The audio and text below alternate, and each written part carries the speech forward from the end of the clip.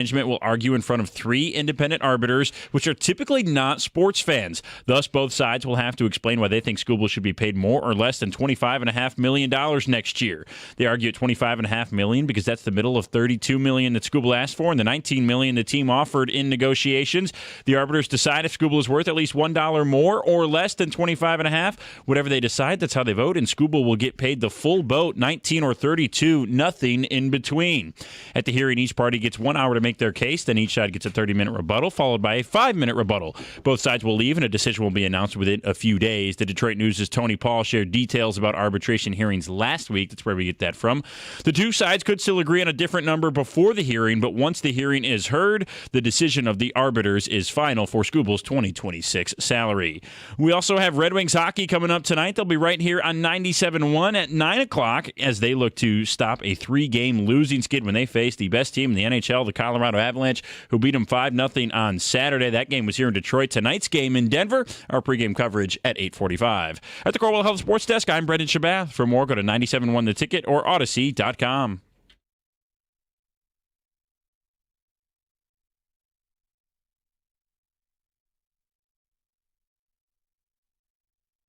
Well, good morning, and welcome to the Karsch and Anderson program. Doug Karsch, Scott Anderson.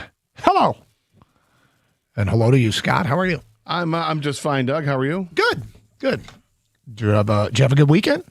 Yeah, it was all right. Got together with some friends, went to 24 Seconds and watched the basketball game on Friday night. Mm-hmm. Not the outcome that we wanted, but it was still good to hang with the guys and get up to the bar. Saturday, spent time watching lots of hockey. Yeah. Between Michigan State and Penn State, playing outdoors at Beaver Stadium. You had the Red Wings trying to play hockey against Colorado at the LCA. And then Sunday was a sad day for me. Why's that? Because Sunday I said goodbye to Christmas. What? Oh, would you put away Christmas decorations? Yeah, the tree, starting piece by piece, man. Here you start with the started with the ornaments, and then came the garland, and then the lights, and then the assembling of the 3-piece tree and the base and the skirt and the blanket to go underneath it. And then you go to the mantle where you have a menagerie of stuffed animals up there, like a chipmunk and a squirrel and a polar bear and a deer. They got to go. Got a lot going on. Yeah, the snowman family had to leave. The lit up presents that I have on my island, and I really like that. That's actually a nice little feature that I like. Those had to go. But the good news was that I found I'm not terribly organized, as you may know. I try to keep my house reasonably clean. Do I ever? Yeah. I try to keep my house reasonably clean. At times I do a really good job, and there are times that I don't. And so this gave me the opportunity. You're putting stuff away, put it away. Don't just throw it into. I have this big storage room, when you come out, when you come in from the garage, and usually it's just a bunch of junk just dropped there. This time I said, no, you know what? No, I've got there's a little storage room where where one of the furnaces is. So why don't I'll put everything in there neatly. And I did. And I felt good about that, but not good about the fact that Christmas is gone. And now it feels like there's just some empty space in that room. I'm like, really kind of cold and stark. Well, I'm a big fan of winter, as you know, but the truth is, even I. Move this man! Even I get fed up with it eventually. I'm not there yet. You're enjoying it. I'm enjoying it now because we didn't do much during January, but we have reached ski season, and so that's where we were this past weekend up north skiing. And Scott, we took down the Christmas tree that had been up there at our place up north. So, okay. Yeah, and I guess it was a weekend for it. Yeah, make it 3 for 3. Me too. Really? That's weird. I thought for sure I was going to be all of like us. weeks behind you. I thought you guys had already done this. Well, I mean, we had it. Our tree was down at our house back in like the first weekend in January. We haven't been there to our place up north in a month. So tree was still up. Took it down. No, fake tree. I like to keep it up too, Gator. Okay. No pun intended. All right. Good for you. No, but my birthday's in January. Yeah, this is not a Blue Chew read. My birthday's in January. My wife's birthday is in January. So we're like, just keep it up, keep it festive. You take all that time to put it up anyways. Yeah. What's the harm? And then January, the end of January, same as you, Gator. We're like, that's when we got to take it down. Yeah. But we bought a new tree this year, so this is the last time we'll have this tree. And I don't know if you guys have bought a tree recently. Like the fake tree, right? Yeah, a fake tree. I don't buy new Obviously, trees. yeah. They always upgrade everything. The new trees are really They're nicely great. upgraded. No, they're Like, great. They so look realistic. yes. They're pre-lit. Yes, but here's the thing about the pre-lit one. This one, once you stack them together, like you know how you piece A, B, C, Yeah. D, or whatever, that's where the ports are. That power supply through the inside and just lights up that way. So you don't have to plug in. You don't have from to find stage the A to plugs stage and look B. for them everywhere. Oh, wow. my God. Yeah, it's spectacular. I can't wait to put up next year's tree now. You're looking forward to winter? Hell no. Come on now. I said the tree. Well, Nothing to do with the well, weather. it's part I of can it. put the tree whenever. It kind of got you there. Hey, I look forward to a normal winter. How's that, Doug? Yeah, well, I look forward to I'm a big fan of seasonably appropriate This is weather. not seasonably appropriate. It has been cold. I will say, like up north yesterday, it got into the 20s because we were coming home, and I was like, "Wow, it's kind of warm out here." It was 30 here. It was crazy, and I felt, it was unexpected. but still below freezing. Well, there's that. Yeah. There is But that. that's what happens though. You get so out of control, warped that when it gets to 30, you're like, "Oh, it's kind of nice out." White guy in shorts, I'm sure, was out there yesterday. May have been. Yeah. So is now the time to buy a Christmas tree? Like, are they cheap now? Yeah, it's always after the season. We bought ours Christmas hasn't happened yet. I think maybe it was right around there when they're like all going on clearance, and we got like 80% off. It was a crazy deal. That's huge. Yeah. Wow. Because the pre-lit LED Christmas tree gets pricey in a hurry. Oh yeah. Depending on what size you're going to get and what style tree you're going to get and how many lights are on that tree, they get really pricey.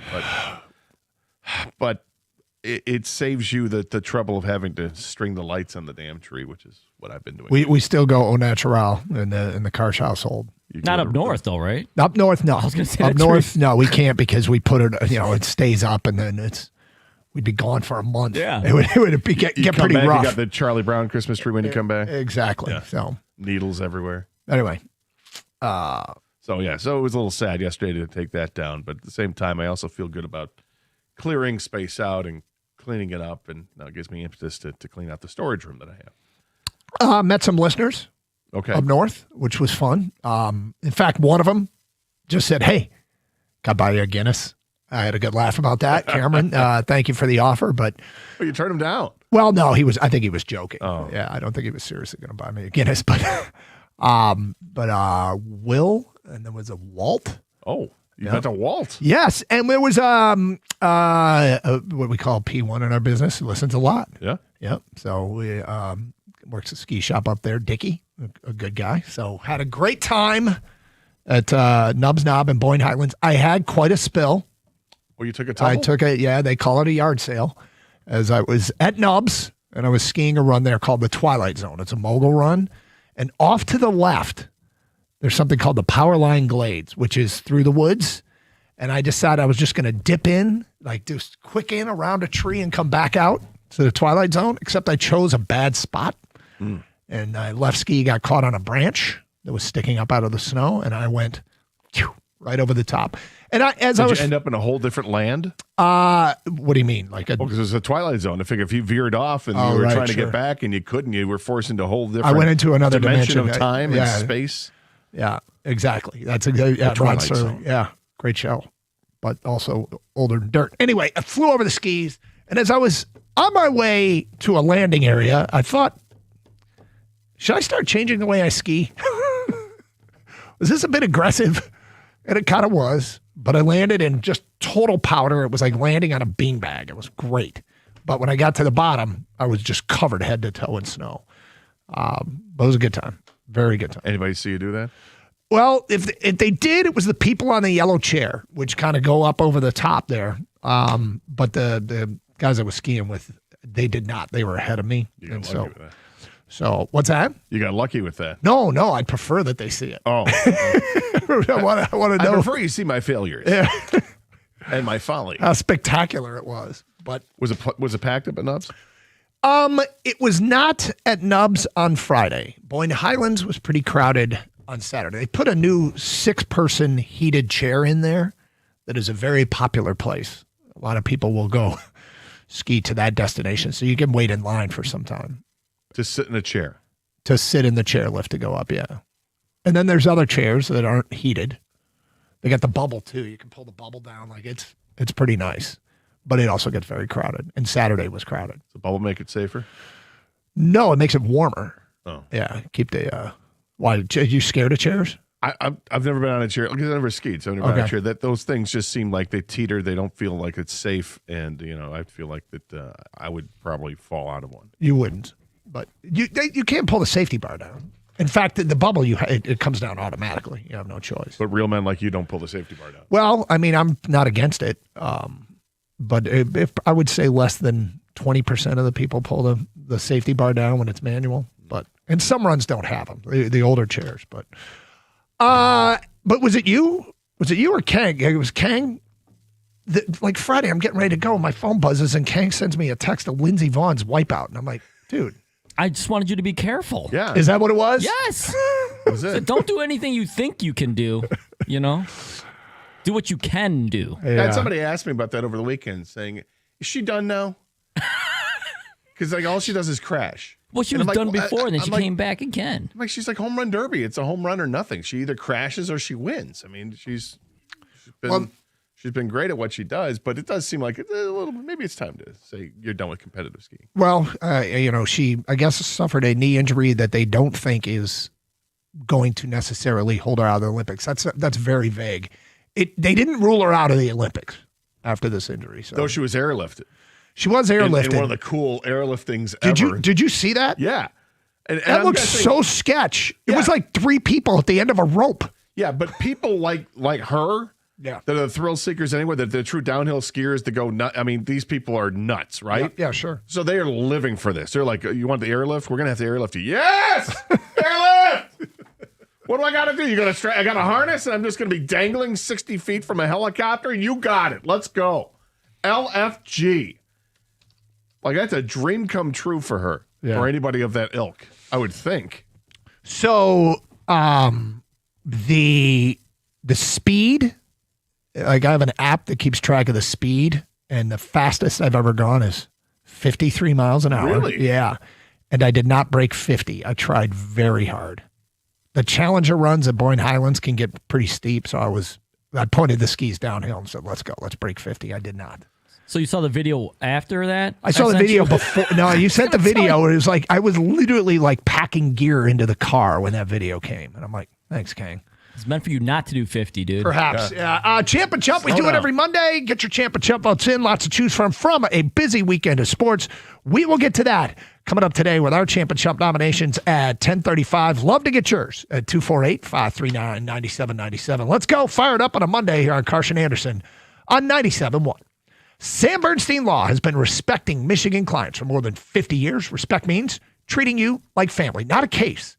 They offer honest advice and a fair fight because that's what Michigan deserves. Get the Bernstein advantage. 1-800-CALL-SAM.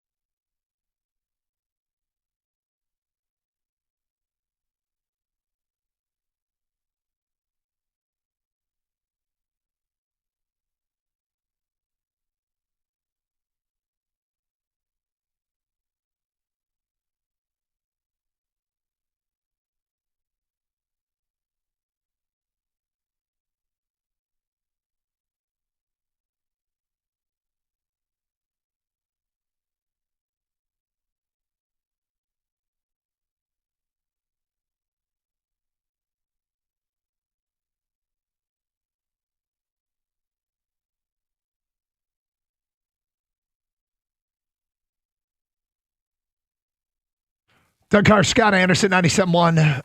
Mondays, of course, mean Champ and Chump, brought to you by Sarah Chevrolet, Sterling Heights. We'll have our Champ and Chump nominations today at 10:35. Glad to be with you. Look, big Red Wing game tonight. And I'm having flashbacks. And some periods of time scar you. And I go back 3 seasons when the Red Wings were on the cusp of playoff contention, and they played a good Tampa team and then had back-to-back games against Ottawa, and they lost all 3. And right after that, Steve Yzerman traded Tyler Bertuzzi and Philip Roenick.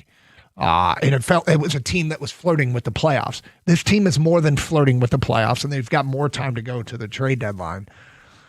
But they've got 1 point in their last 3 games. They got embarrassed by the Colorado Avalanche, and they play them again tonight. And I dare we say, this feels to me like it's actually a pretty big game for them.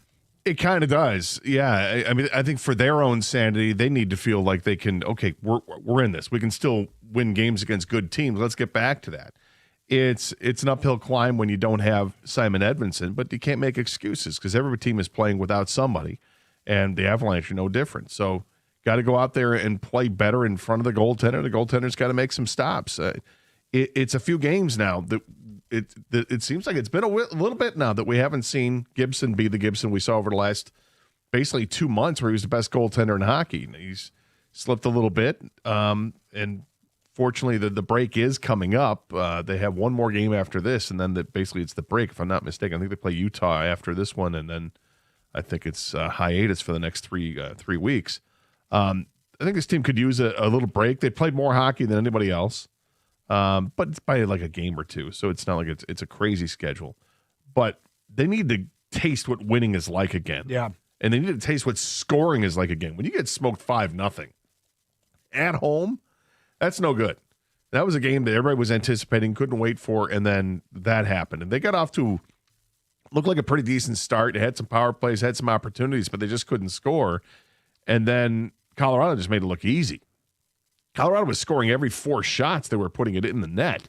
And they were like wide open, yawning nets, too. Yeah, it's frustrating because, we want this team to be more than it's been. And they feel like they are in the midst of a ton of trade rumors. And we'll get to some of those again today throughout the day. But this feels like an important hockey game to reestablish confidence that this team is more than a, that they're for real, that they're not fake. They're not posers here. They're a real playoff team. And a real playoff team doesn't get, you can lose a game like that, all right? But they do it again. And if I recall correctly, I think those Ottawa games were blowouts. The back-to-back loss to Ottawa, which changed the thinking that season, I'm pretty sure the Red Wings were not competitive in those games. Yeah, if I recall, they also got beat up. Those were Tkachuk teams, and they got beat up. And it was eye-opening. It was depressing. Then they became sellers. And, this team is in a better position than that team was. Okay, let's be clear. But are they going to feel like posers if they get embarrassed again tonight? And nobody wants that. 248-539-9797. Let's get to your open line calls. Matt, you're on 97.1. Hi, Matt. Hey, what's up, Doug and Gator? So, Champ and Chump for me. Chump's Red Wings, because that game sucked. Yeah. Champ, U of M. I don't know if you guys are U of M fans, but also, Doug, you're a champ for going skiing, because I snowboard, and I got friends that have gone skiing, and they have landed the wrong way and done the splits in a very painful way. So I will never ski, because skiing is more dangerous. You think skiing's more dangerous than snowboarding? Yeah, because your legs are independent. So if you split a tree, dude, you're going to get split in half. And so Matt, snowboard, all I got to do is just fall down. I would argue that whether you're on skis or a snowboard, if you hit a tree, you're in trouble. Let's start with that. Secondly, you know what's safe is what you're good at. I have tried snowboarding, and I probably will get into it a little bit more in the years to come. But whatever you're good at is what you should do. And I can guarantee I'm safer on skis than I am on a snowboard. Yeah, you're probably right. Yep. But, hey, man, stay safe out there, man. Yeah, well, as always. Matt, you just fed Doug's ego, too. When you said dangerous, Doug's like, I am dangerous. Yes, living on the edge. My middle name of Yeah. course, is dangerous. 248-539-9797. Now I got to call him the Iceman. By the way, those two games at Ottawa, 6-2 and 6-1. That's not competitive. No, it's not. And at 5-0 to Colorado, we've seen this on the schedule coming. We're like, okay, as long as it's not what Ottawa was. Yeah, and I was ready to come in today and say, look, it happens. Right. I'm watching the game last night. It's 5-1. Tampa's losing 5-1. I'm like, see, look, and then goal. Yep. Like, all right. Yep. Well, that's why Tampa's really, really good, and the Red Wings are striving to be. Dan and Warren, you're next. Hi, Dan. Hi, guys. What's Happy up? Monday. You too. I got my champ and chump and my skiing story. Oh, God. All right, let's go. My champ is Michigan basketball. They went into Breslin, hostile environment, did what they had to do. And my chump is Tom Izzo. If you hadn't seen the interview, the after-game interview, you just blame the officials. He reluctantly gave Michigan any prompts.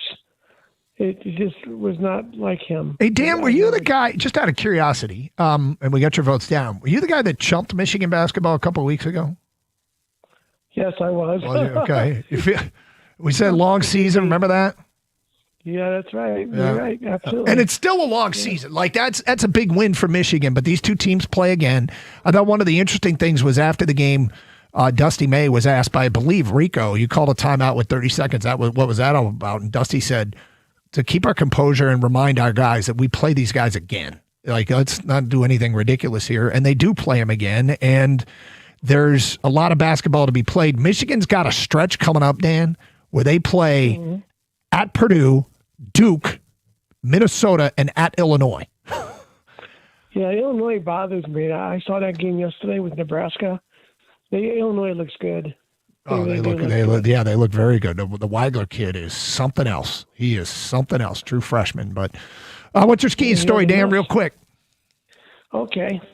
I skied one time in my life, 30 years ago. Yeah. It took us like 4 hours to get to the ski resort. Now I forget where it was.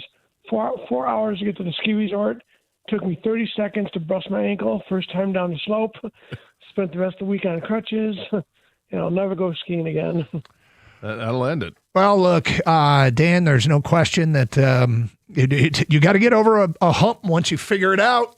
It's a great way to spend time in the winter. I also agree it's not for everybody, but you know what's awesome is the Lodge. The Lodge, Nubs Pub, Zoo Bar, good spots. 248-539-9797. My champ is Dusty May. My chump is Jeremy Fears. He's way too talented to be playing the way he does. Foul baiting, tripping, and flagrant fouls.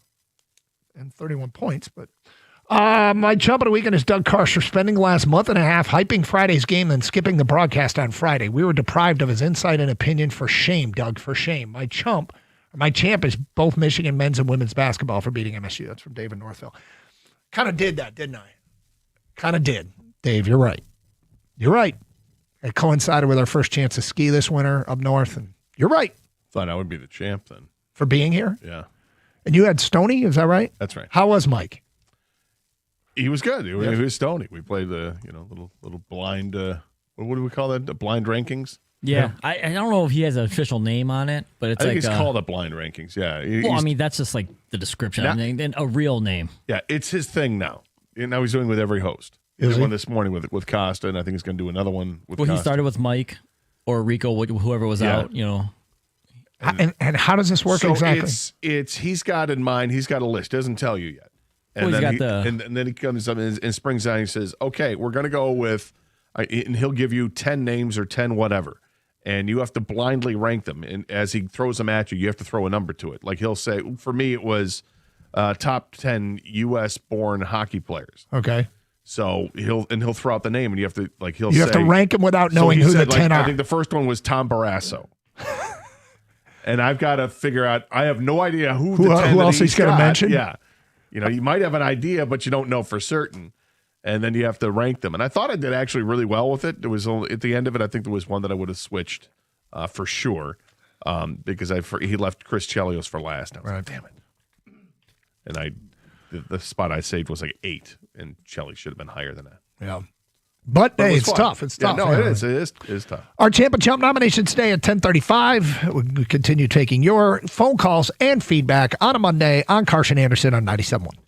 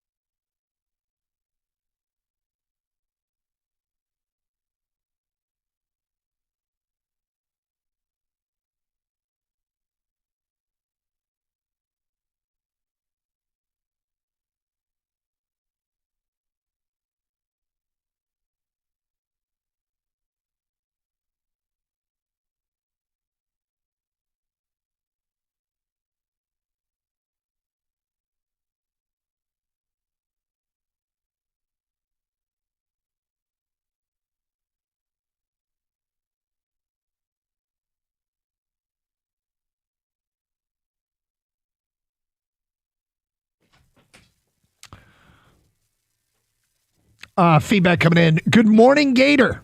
This is from Chuck B.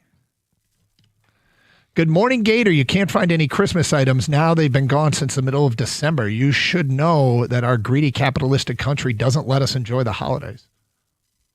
Huh.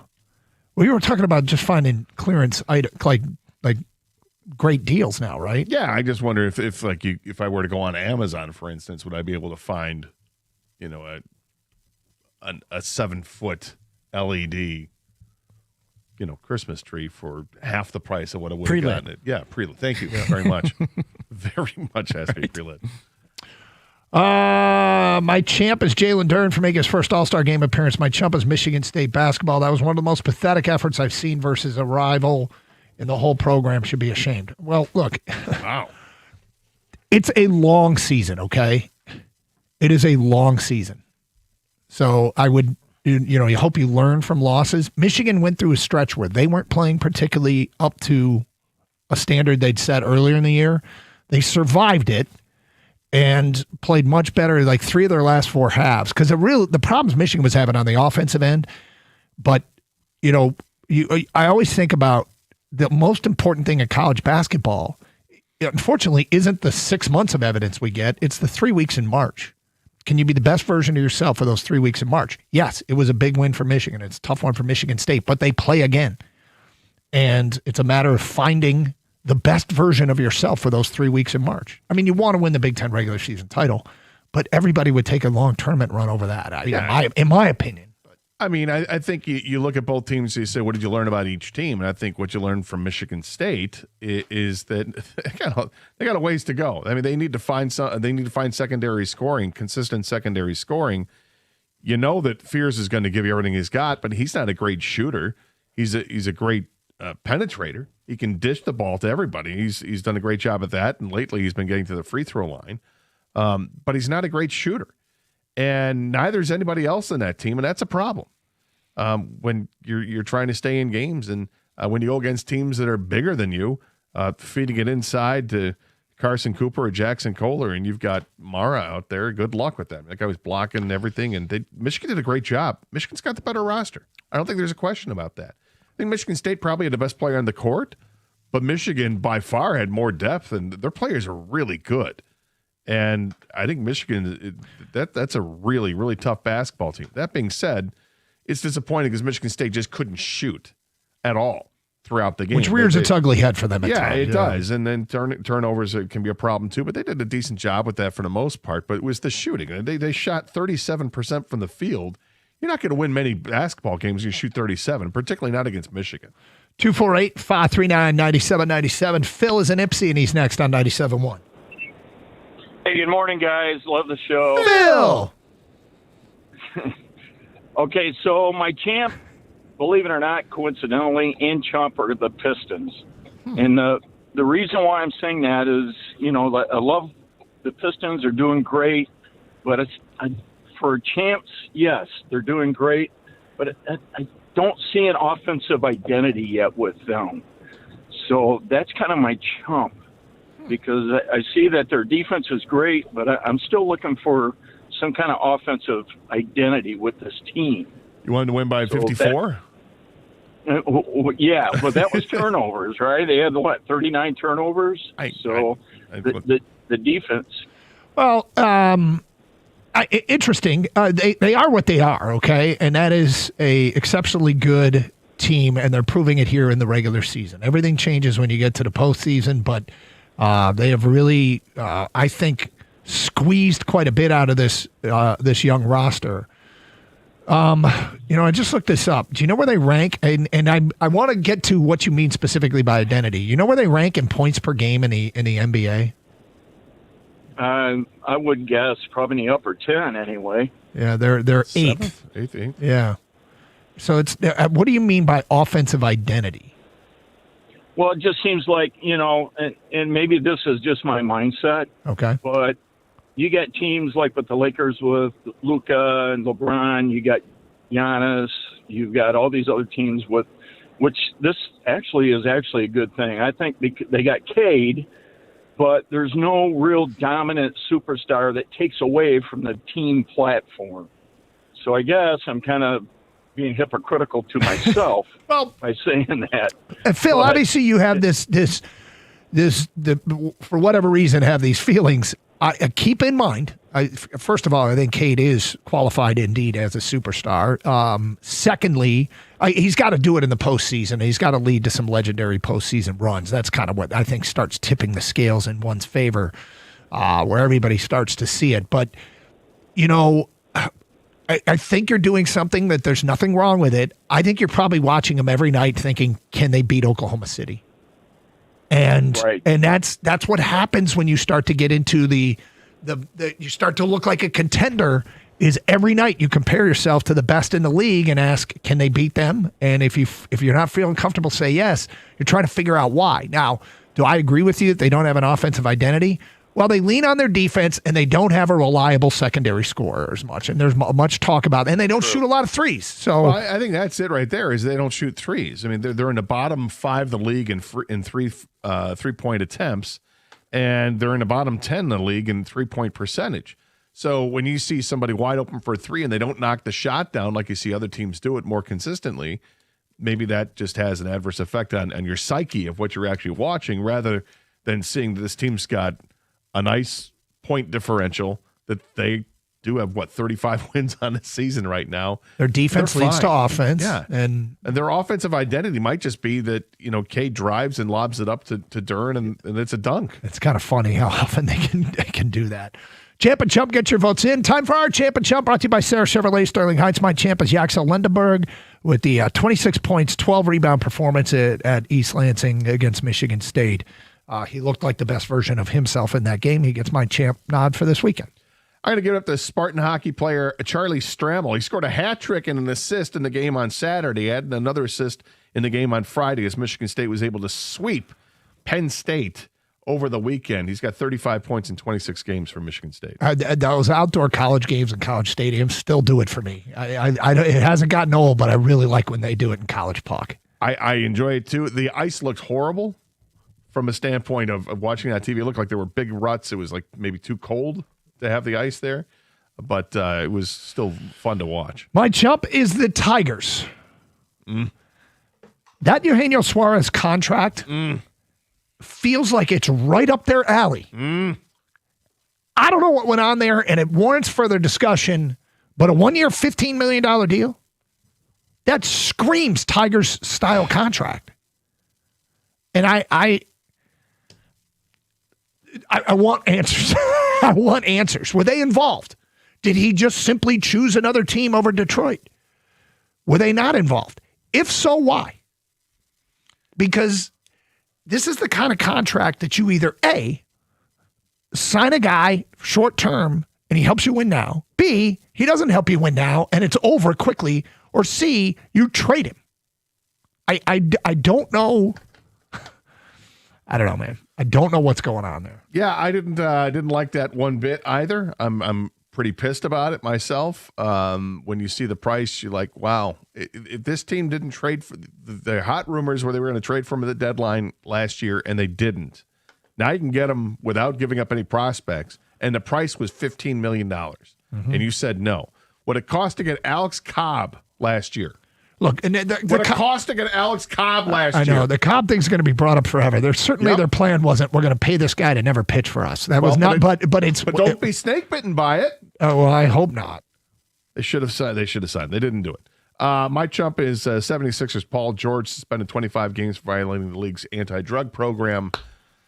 Hope you get the help you need, and so that you don't find yourself in a situation again. But that's the 25 games. That's a lot. 248-539-9797. It is Carson Anderson on 97.1. We are taking your champ and chump votes. 248-539-9797. From Mark in Grand Rapids. He writes in, my champ is NASCAR for not throwing, he says my champ, NASCAR for not throwing on the snow tires and racing this weekend. My chump is the freezing drizzle happening in Grand Rapids right now. Just stop already. So your champ is NASCAR for not throwing on the snow tires. I don't know if I'm following that. I didn't see what happened. I'm assuming it snowed. I know that there was some snow in the south. But as far as freezing drizzle is concerned, we talk about certain weather events that there's no upside. One of them is wind. Another one is freezing drizzle. Freezing rain sucks. Yep. Icing up the streets. It's brutal. Yep. Did you see some of the video of I think it was in Texas where the streets were all iced over and there are people skating on the streets because they're not prepared. They don't know what to do with this. They got to wait for the weather to melt. It's not like we'll just put some salt on it. They have no salt. No, but they don't know how to act. No. Like down there. This is like if we saw literally cats and dogs come from the sky. That's like what snow is for them. They don't know what to do. So they're doing stuff like that, which is dangerous, by the way. Yeah. People have gotten hurt and killed in Texas thinking because they think snow is fun. They've never dealt with it before. Ice, snow. They have no idea. They're on the back of Jeeps, tying sleds to them, which is completely what you should not be doing. It was a tragic story. Texas. Yeah, when we were there for the Super Bowl years ago, we got there and it was a snowstorm. And remember, we were driving from the airport to the hotel, and you and I are in the backseat of this cab. We're like, homeboy doesn't know what he's doing. Relax, slow down.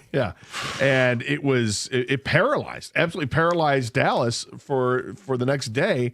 And then the following day, it was like 60 degrees and absolutely gorgeous out, and watching the snow melt, it was an amazing atmosphere. Carson Anderson, 248-539-9797. Get those champ and chump votes in. We'll get more into this Tiger story and whether or not, what's going on there, because I feel like I want answers. We'll get to that at 11:05. Ooh, Gator just slammed his fist down. We want answers. It is Carson Anderson here on 97.1 The Ticket. Turn up the heat this winter with DraftKings Casino. You can get cozy while you play more than 1,000 slots. Everything from classics like Cash Eruption to exclusives like Fire Buffalo. New players can wager $5 and get 500 spins over 10 days on your choice of Cash Eruption slots. Download the DraftKings Casino app and sign up with code WXYTFM. And then you can choose from 10 different Cash Eruption slots daily and start spinning. The crown is yours in partnership with DraftKings Casino. Now, if you or someone you know has a gambling problem and wants help, call 1-800-GAMBLER. 21 plus, physically present in Michigan. Eligibility restrictions apply. Non-withdrawable casino spins issued as 50 spins per day for 10 days. Valid for featured games only and expire every day after 24 hours. See terms at casino.draftkings.com/promos. Ends March 15th, 2026 at 11:59 p.m. Eastern Time.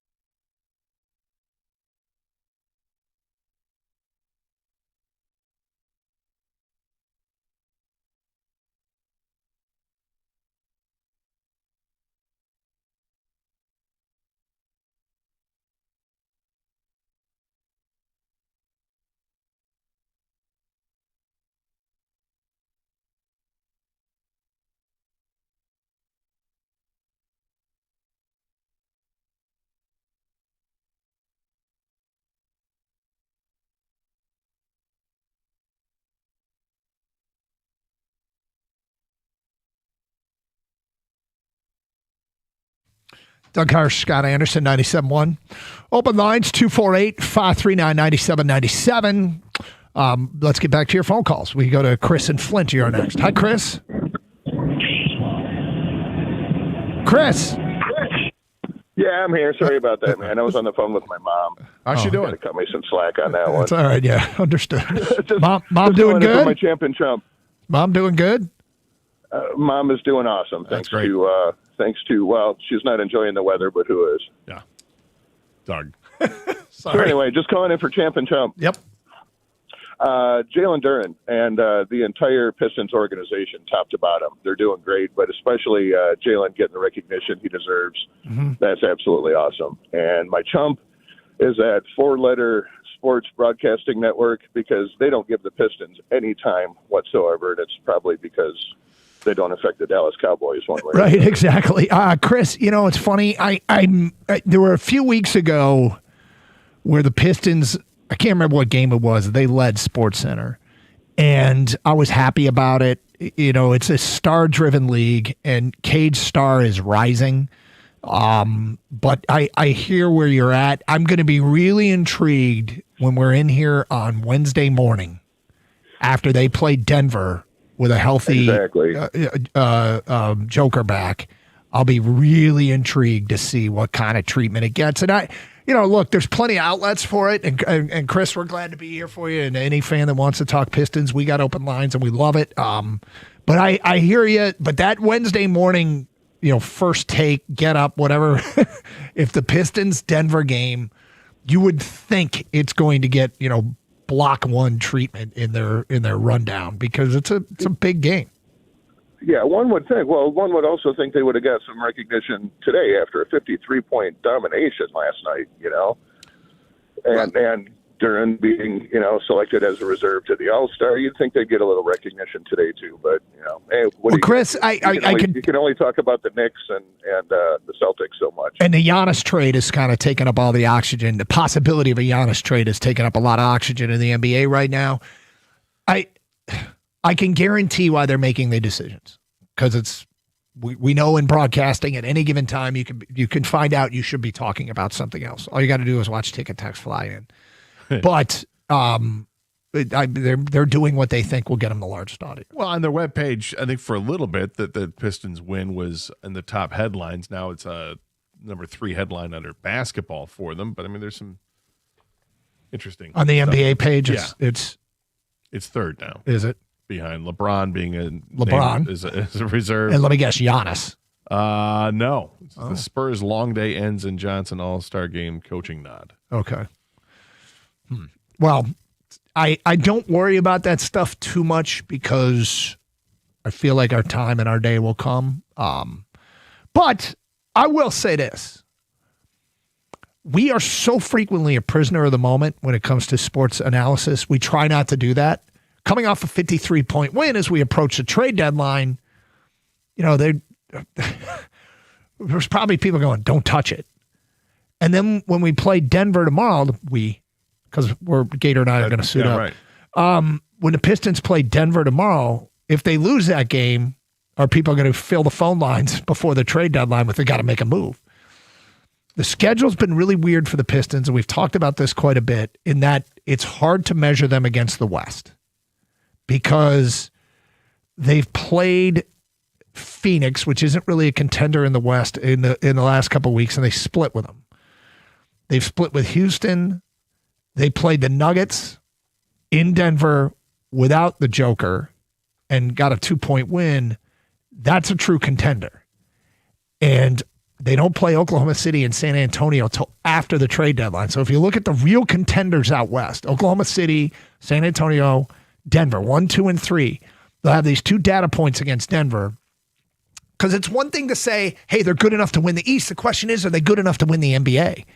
And maybe regular season games don't matter, but maybe they do. It would be, I really hate that the schedule hasn't played OKC and San Antonio after the trade deadline, because we don't get the chance to see what they look like against 2 teams that are clearly going to be near the top of the Vegas odds to win it all. I'm glad the Joker's back for tomorrow night's game. That matters. Yeah, it'll be a better test for sure. Pistons playing at home, so that's good. Paying attention to it. And this team is off to such a great start.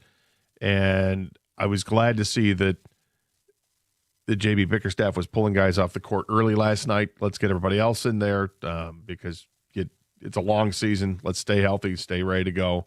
And it's a big game they're going to have tomorrow night. Yeah, and look, this is a team that is in the midst of a lot of trade rumors. I still think it's going to be a secondary move. I thought it was funny that Dennis Schroeder got traded again. Yeah, to what, Cleveland? Yeah. He's like the NBA trade deadline drunk dial. He's a gun for hire. He's a guy who steps in and does his job. And, he was great here last year. And this is what happens. He gets every year at the trade deadline, he gets shipped off to a team that's trying to contend. Stretch run Schroeder. But, are they going to make a move by Thursday? I would predict that they will. And I don't predict it's going to mess with the core, which is risky because you're saying we think we can make a run with this group, a legitimate title run with this group. But it feels like if you're just getting a 3-point specialist, that those things are really valuable, but not necessarily that costly. But we'll see if and when a deal goes down. But man, they're fun to watch. The style that they play. And look, Brooklyn's terrible. Okay, got it. And Michael Porter Jr. curiously sits out the game for personal reasons. Yeah, was he staying the night? I hope. Are they working on a deal? Is that what the personal reasons are? Did they get something? They'll announce something today. Is that a possibility? Yep. I think it might be a possibility. That's why I'm thinking. Is that what you're thinking? Why not? Yeah. Why would I think anything else, Doug? Yep. Got a guy who's on the trading. Well, if not the Pistons, somewhere else. I think that there's a lot of smoke with him. A lot of teams are interested in adding a player like of his ilk, and that ilk is good. Yep. Pistons should be one of those teams that want a player of that ilk. So, yeah, if you're Brooklyn, you don't want him to get hurt. And you've got 3 days before the deadline. 248-539-9797. Antoine in Detroit, you are next. What's up, Antoine? Well, good morning, fellas. Let me real quick. Michael Porter, yuck. Yeah, like he's going to fill it up. He's not going to guard anything. He is a cone. He will not guard anything. And I believe he will be in J.B. Bickerstaff's doghouse if he comes to Detroit. Like, he can fill it up, but he don't guard nothing. Well, but they need somebody to shoot. I don't know if they need another defender. And Antoine. You got to be 3-and-D, though. You got to be 3-and-D. Like, you need to be able to knock down shots. But if you're going to be on the wing and you got to defend Tatum or Jaylen Brown in a 7-game series for extended periods of time, you better be able to get some type of stop. Michael Porter ain't getting no stops. I love the guy offensively, dude, but he ain't getting no stops. I guess we're going to find out if the Pistons think the same way you do, Antoine. I believe they do. I believe they do, honestly. I believe that. I think you're probably more right than wrong. Look, I don't think. Jaren Jackson. Yeah, you know what, Antoine? I don't think this trade's going to go down. Been saying I don't it for think weeks. The Porter thing's going down. It looks so pretty offensively. Yes, Cade and a guy who can fill it up and give you 30 any given night. But if he's not going to play no D, he's not our type of guy, and we got to be able to buy into that and understand that, guys. He don't play no D. He's one of the worst defensive wings in the NBA. So literally. Do you like Jaren Jackson Jr.? I love Jaren Jackson Jr. I think the fit's all right, too, and he plays great D. There you go. I think Jaren Jackson, and I think he would be a little fired up in a Detroit uniform. I could be wrong on that, but I don't know, the Michigan State ties, getting a little refreshed, a little re-energized with a change of scenery. I think Jaren Jackson would be better here than Michael Porter.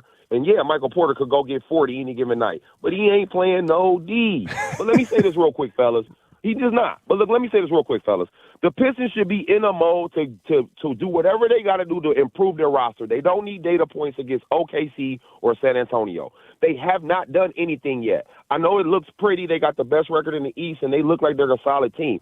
But they still haven't even beat one of the better teams in the Eastern Conference playoff series yet. New York, Boston, etc. That's true. And I know we look like we're trending that way, but they got to keep building their roster. We're not there yet. I think what you're saying is absolutely true. And regular season success, veteran teams are probably honestly going through the motions a little bit. They know they're going to the playoffs. I worry about that if you come across a Knicks team that is not as motivated to win in the regular season as the Pistons are. But I don't dislike our chances, but I'm leery of what you brought up. 248-539-9797. Phone calls, feedback, Tiger Talk next hour, 97.1.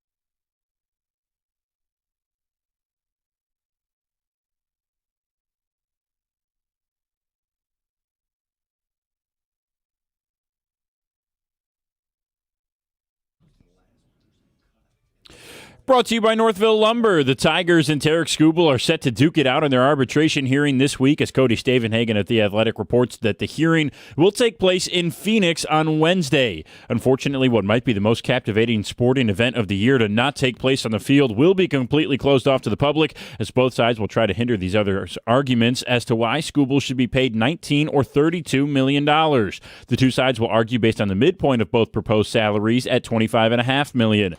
The independent arbiters, often non-sports fans, will decide whether Skubal should be paid more or less than $25.5 million, and their decision is made final and announced within a few days. Skubal's agent Scott Boras previously said they were open to still hearing new offers for Skubal's salary next season, but no deal has been completed yet, and they now only have until the hearing on Wednesday. Red Wings hockey will be back on the airwaves tonight, and it will be one of your last chances to hear the voice of the longest tenured radio analyst in Detroit sports broadcasting history. Paul Woods confirmed over the weekend that after 40 years, this will be his last season calling games with Ken Kal on the Red Wings radio network. Woods has called over 3,000 games for the Wings, and he's got another coming up tonight as they try to bounce back from Saturday's 5-0 home loss to the Colorado Avalanche. Detroit will have to take down the top team in the NHL at 9 o'clock in Denver tonight if they want to snap their 3-game losing streak. Pre-game coverage starts tonight right here on 97.1 at 8:45. At the Corewell Health Sports Desk, I'm Brendan Shabath. For more, go to 97.1 The Ticket or Odyssey.com.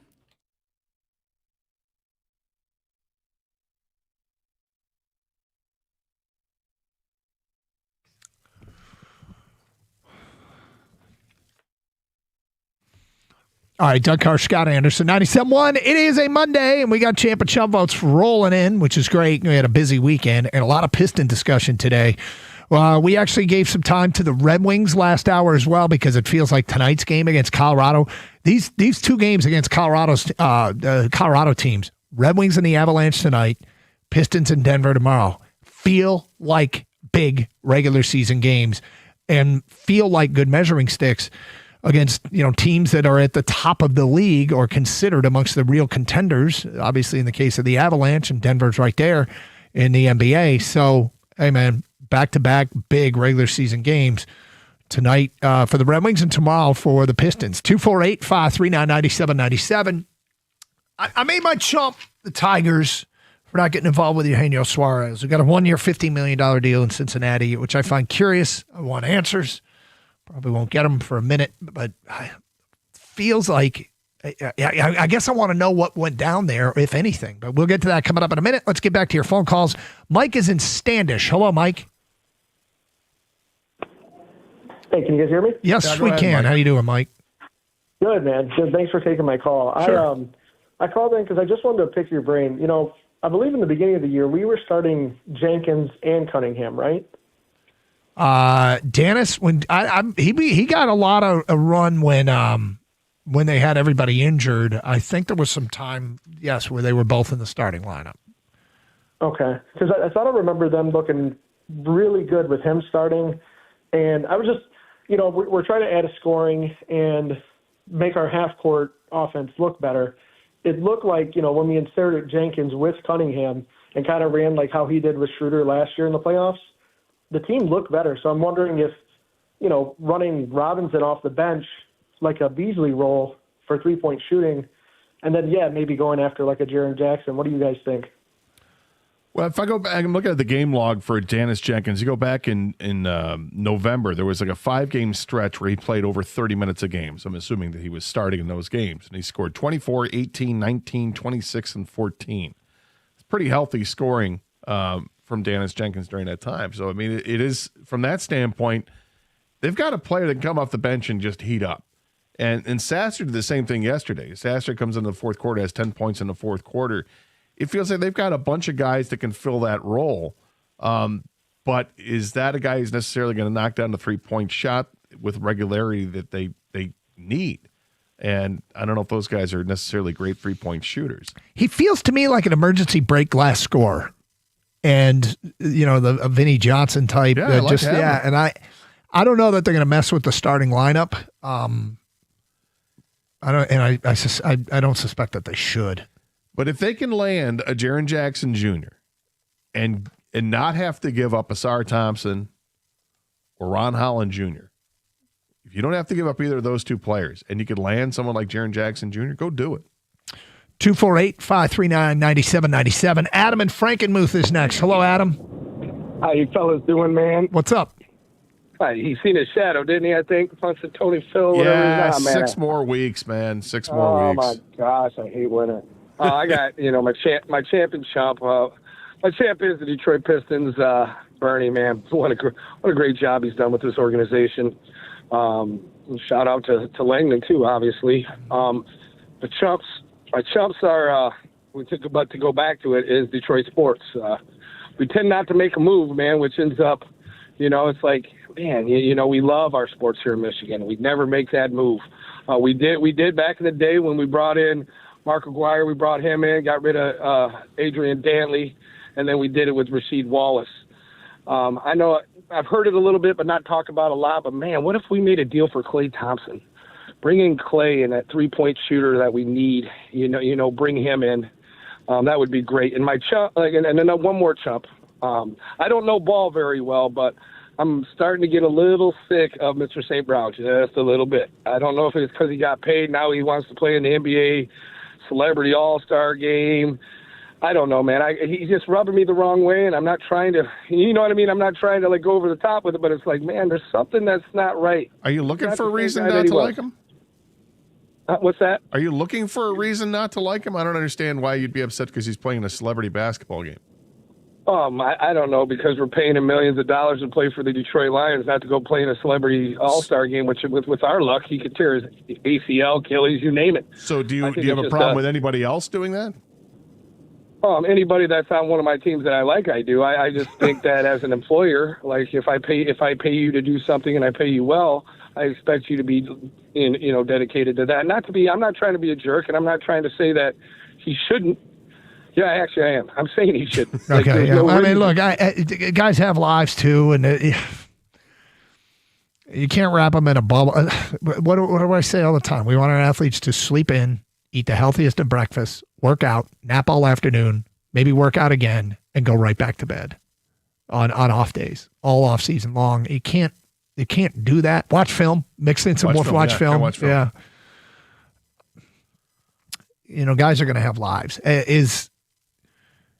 I know what I think something else that happens is after a while, no matter if you haven't won it all and guys are still around, you start to blame them for not winning it all. But it happened with Stafford. Is there some residual with people heard what they wanted to hear with the St. Brown Brothers podcast? We played the cut from last week, and it was, and then we played the extended cut. Yeah, because that's how we started the call. Yeah, so it's right. like if you didn't hear the extended version of it, you might have a different opinion. Maybe not be so feisty with Amon-Ra St. Brown. Yeah, he offered more disclaimers in the extended version. But look, I mean, obviously rubbed Adam the wrong way. 248-539-9797. Let's go to Mike in Washington. You're next. Hello, Mike.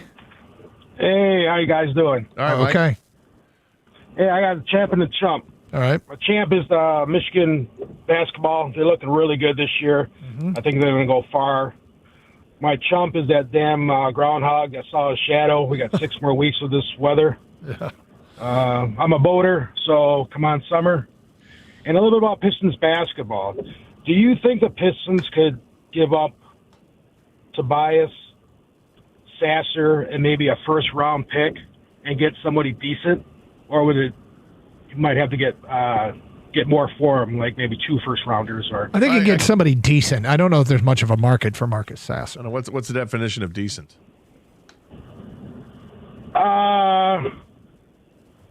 Let's go Porter.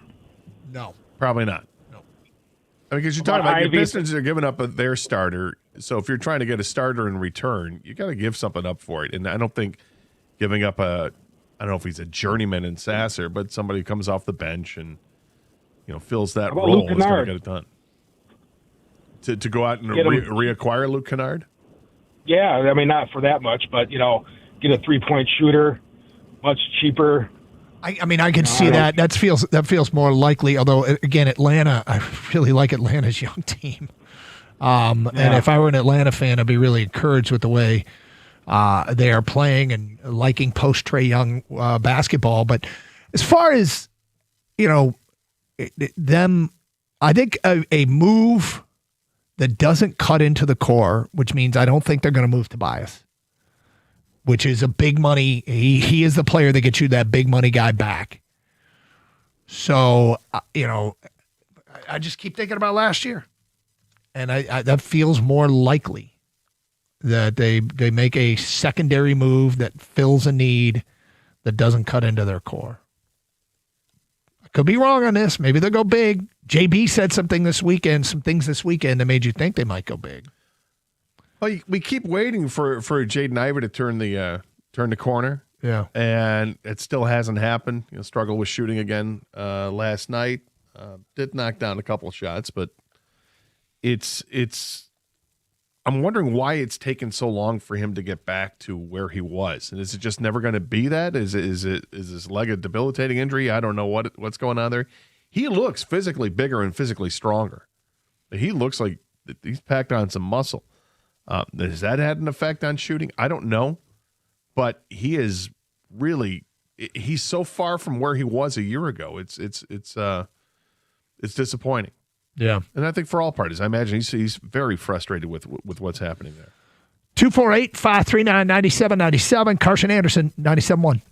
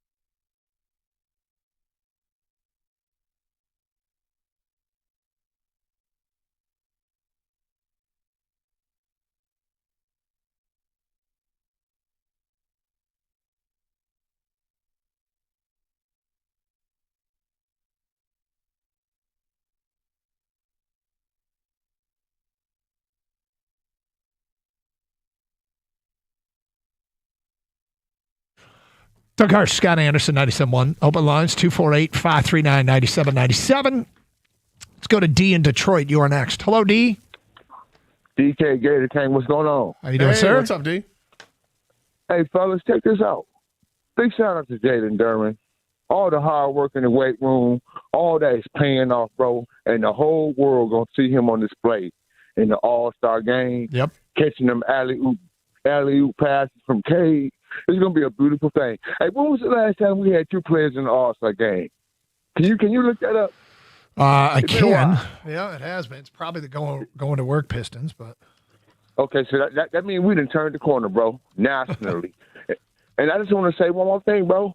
I was wrong about Troy Weaver because he saw something in Jalen Duren that I saw, a young, up-and-coming star. When I saw him at Memphis as a freshman, I think he was 17 years old, 18 at Memphis, and I'm like, bro, this guy is built like Charles Oakley / Sean Kemp, and I'm like, he only 18?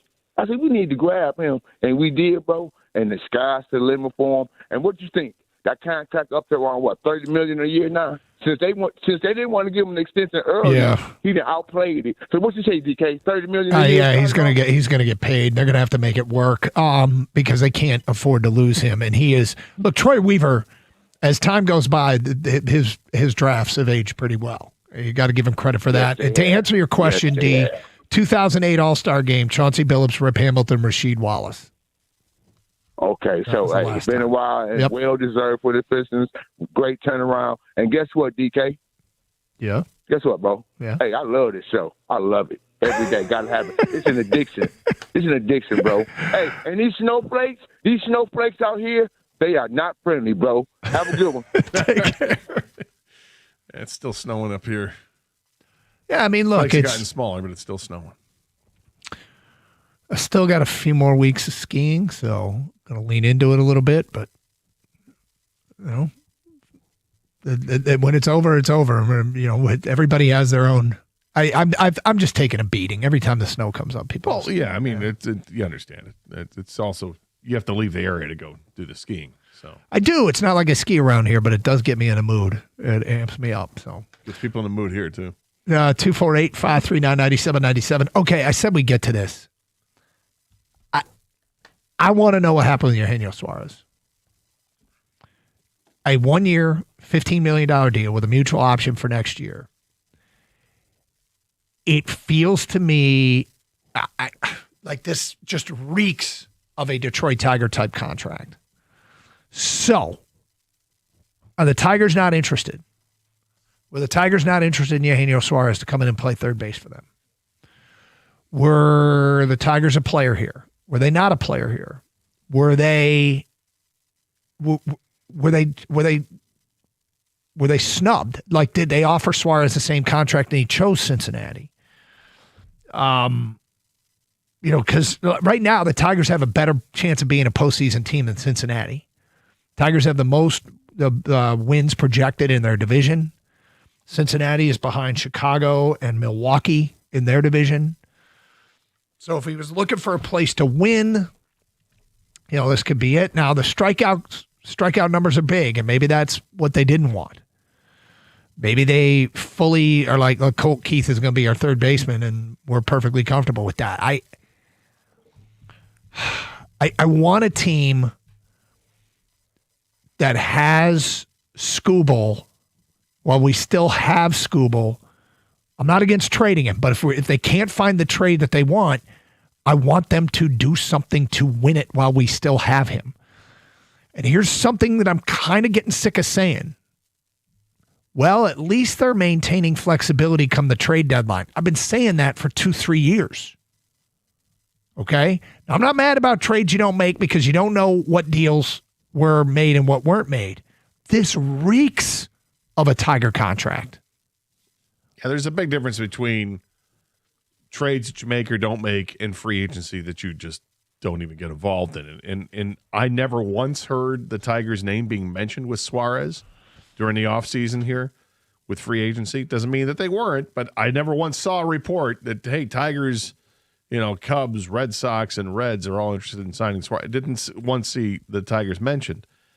And for a player where there was a lot of smoke around at the trade deadline last year, and of course that would cost players. And we kept talking about, hey, would you give up so-and-so to land? Would you give up Max Anderson and, these guys and this pitcher to acquire Suarez? And we're like, yeah, I think I would. And the Tigers didn't make a move. And I would imagine that the asking price back then from Arizona was rather large. And Arizona ended up getting a decent package from Seattle.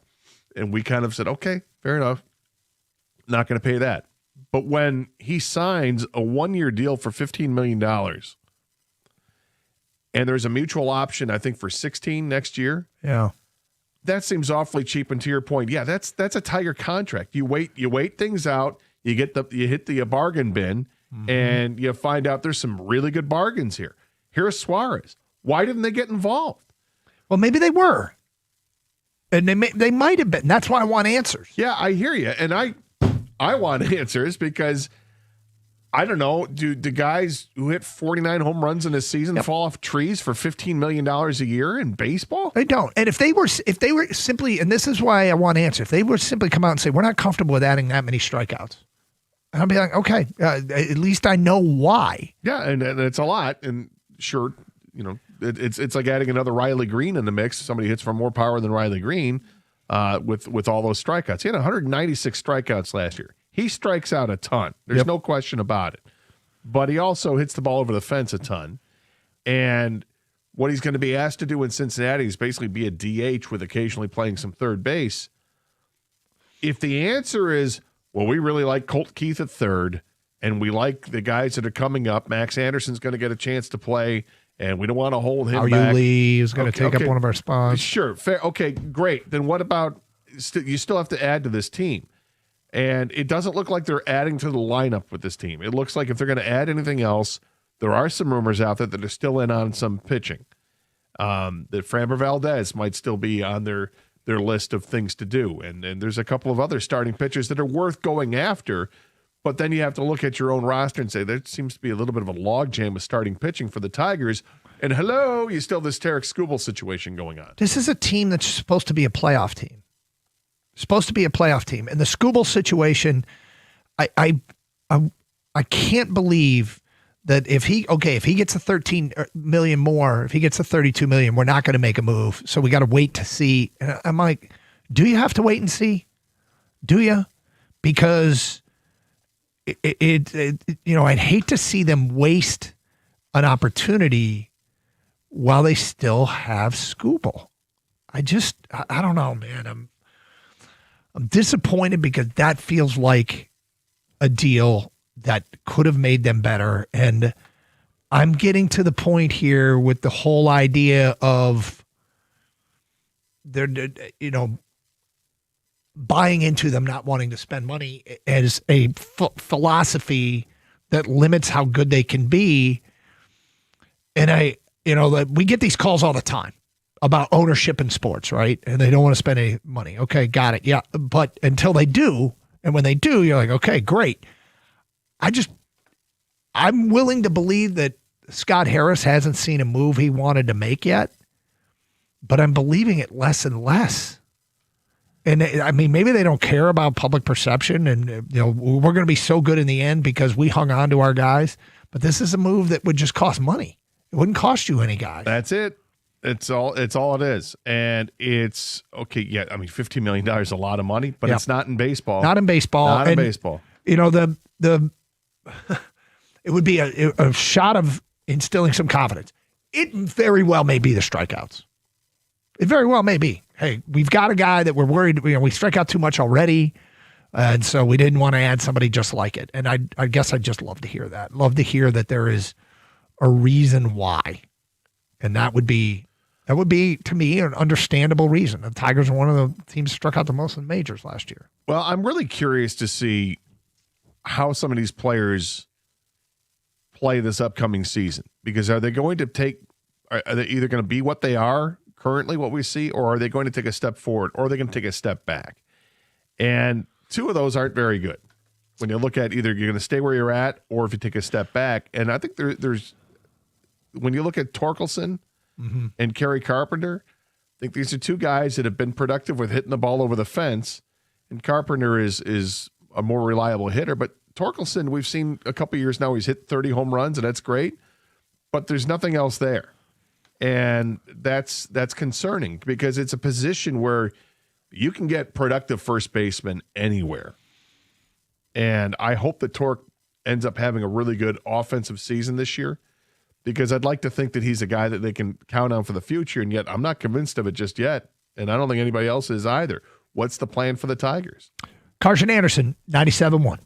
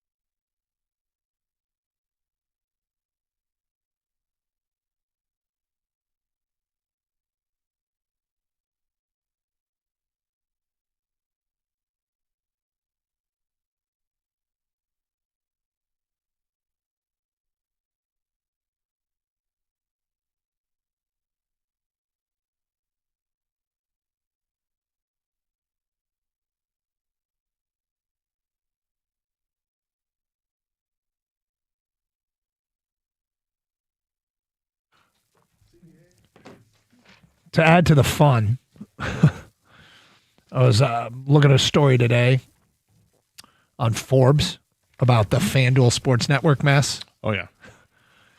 It is a mess. There is a non-zero chance that we will lose Red Wing and Piston games this regular season. The games will not be televised, especially Red Wing games. The way this is trending, there is a chance that these networks are going to get shut down, and we might be SOL when it comes to watching our local teams. It's one of the scenarios that can happen here. And I read this story today in Forbes, and it's hard for me to understand it, to be honest with you, but they did say there is a chance as the playoff chase heats up, there are a bunch of markets that could lose their NBA and NHL TV deals. Now, the NBA has a streaming set up. The NHL may face the most significant challenges if FanDuel Sports Network shuts down. The league folded NHL.TV digital distribution into ESPN Plus and no longer has its own local streaming replacement option. That could leave 10 teams facing the possibility of losing their local television presence just as playoff races heat up. Detroit's one of those teams. And I don't even want to think about going through that crap again, what we went through with the Tigers a couple of years ago.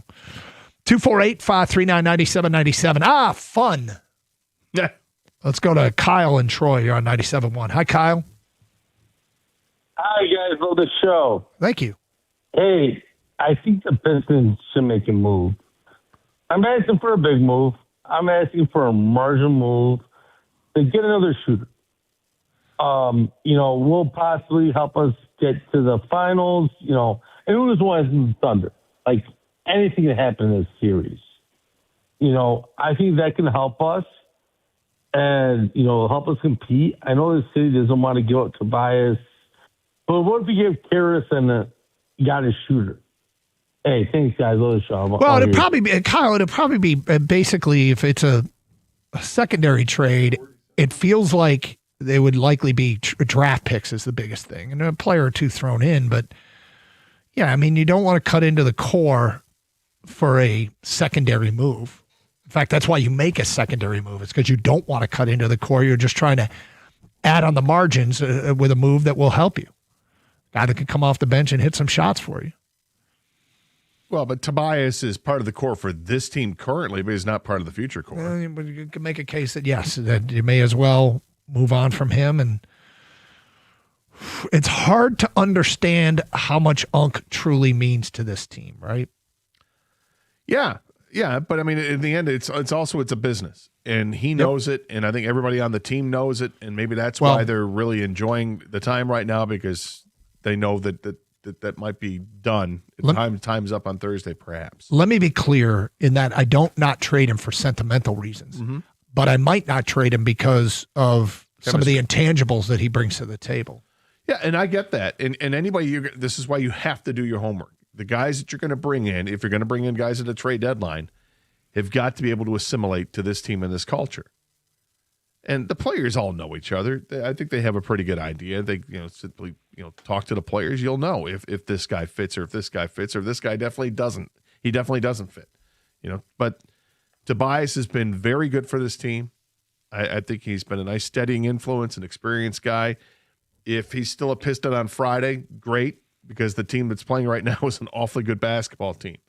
I can't imagine they're going to dig into their core group of players. And the core is Cade, Jalen Duren, Asar Thompson, and others, Isaiah Stewart, and maybe Ron Holland Jr.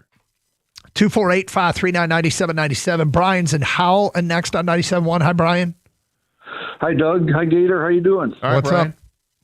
All right. I got a champ and chump revolving around the Farmers Insurance Open that was over the weekend. Okay. Yep. The winner, obviously, Justin Rose. He was awesome. He was a class guy. All the interviews he did were great. Yep. But my chump was Joel Damon on Saturday. They mic'd him up, and they were going to follow him around on the course as he walked to his next shot and before his tee shots and that kind of thing. And he just didn't want any part of it at all. He agreed to it for some reason. They put him on, but he was given smart aleck answers or no answers at all, or one-word answers, and it was just a real downer, I thought. Brian, I thought, because I watched it as that was going on, I just thought that he thought he was done, and he took the earpiece out and wasn't, or they asked him a question, and he was so focused on his shot that he just didn't answer the question. I don't think he was necessarily upset with it.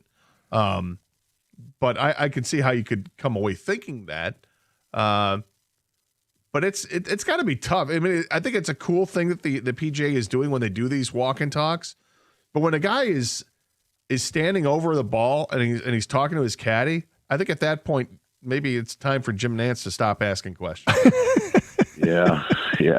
I mean, I don't mean that to be funny. Right, but it is. I mean, that that seems obvious. If you're standing over the ball, don't talk to the golfer. He's talking with his caddy about this shot that's 170 yards out. Okay, how much what do we got here? And Jim's like, so you are you thinking you need to get it on the green? And it's like, hey, Jim, thanks I appreciate the question. Maybe let me take the shot and maybe I'll come back to you or whatever. But maybe it wasn't just the right circumstances to get that interview going. It didn't seem to click as well as they wanted. They had some issues with that broadcast. I mean, they had brought on Brooks Koepka, I think, on Saturday to sit up with the guys after his round was done, and they didn't have his microphone ready to go, and it was a little awkward too. Thank you for the phone call, 248-539-9797. And oh, by the way, Justin Rose, all he did was set a record playing at Torrey Pines with his 4-round. It was amazing. Do you remember last Thursday when I said, you mentioned how much you love that course, and I said I got a relative that lives out there that often volunteers at those things? Yeah. And he later that day, he wasn't listening that day because he was working. He was working it, and indeed sent me some pictures from Torrey Pines where he was volunteering. So, he followed around Brooks for a while. I think he's one of those quiet please placard guys. Sure. Let's go to Justin in Livonia. You're next. Hi, Justin. Hey, thanks for taking the call. Sure. Hey, you were asking a question about Scott Harris and Eugenio Suarez. Yeah. Do you think that, with the whole situation, I think it's pretty obvious to me that they were just not interested in him at all. And just not just him about the strikeouts. They're not really interested in adding anyone of a name, to be honest. I think they're just, if they're not an Erie Seawolves, then, they're they're not good enough to be on the team. I mean, like it's kind of crazy at this point. You just keep stacking examples that Scott Harris just is really in love with his own guys. Can't argue it. And it's frustrating. And Justin, maybe long term we're going to be thrilled that he did this, but it's hard to think that way because the clock's ticking on their most valuable asset. There's only 9 slots in the lineup. I mean, at some point you got to. That's the point of prospects, right? Like trade 3 of them, get one that you know. I mean, I've heard this. I think Stoney said it or something. Like you get prospects because you don't know. Half of them turn out, half of them don't. So like if you're not going to use them, then you're wasting them. Or you have the greatest team assembled in 3-4 years. That's, I guess, what they're rolling for. I don't know, man. The strikeout thing is a real issue, right? If that's a reason that they didn't want to go after Suarez, I can understand that, and maybe he could address that in some way without mentioning Suarez. And we're talking about additions to subtractions to the team. Well, we wanted to add guys to this team. We wanted to make sure we had guys that had a full command of the plate. We're trying to cut down on the swing and miss. Mm-hmm. And then that would explain away, and we could say, well, he didn't say Suarez, but he certainly meant Suarez by saying we don't want guys that are going to swing and miss a lot because they need to cut down on the strikeouts.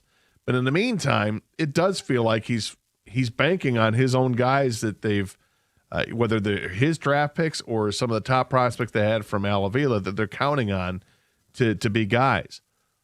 And yet you bring up an excellent point.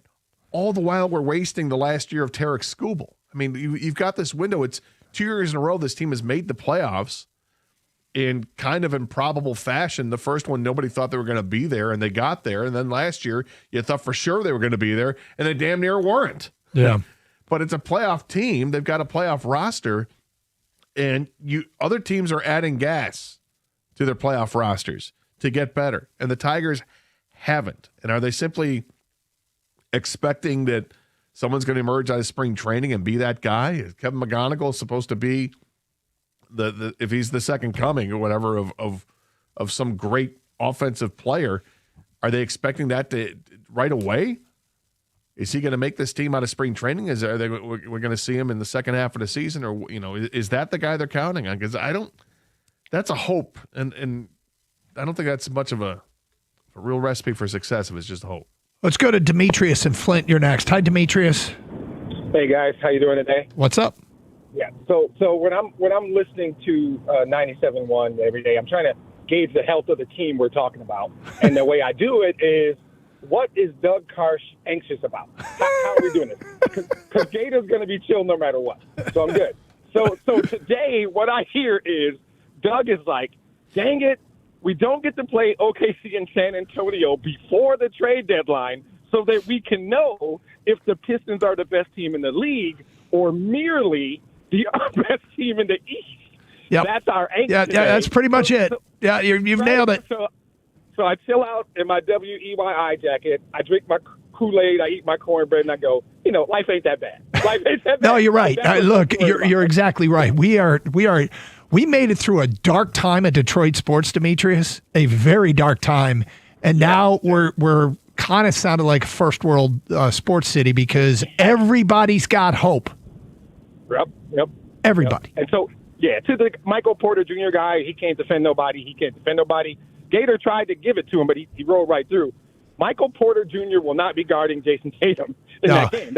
I thought my man over-exaggerated how much of a cone he is, but look. What he does is what we need, which is get buckets, especially those buckets that count for the extra point. That's where we have a void now, and that's what he will bring. We got guys who can guard Tatum. And if we don't have to give up either of them in a trade, fantastic. And he will never guard Jason Tatum. Asar and Ron Holland will take care of that. So I think he was missing the buckets, man. We need buckets. And he gets buckets. Well, I love that our guy there loves defensive basketball, okay? And you definitely would give something up to gain something. But at the end of the day, I trust that this staff will basically say, yeah, we can survive with him on the floor or not. Exactly. Yep. And I think with Michael Porter Jr. last night, we might have won by 63, which is always the goal. Thanks, guys. Appreciate it. 248-539-9797. There are other guys that can be had that might fit the bill better.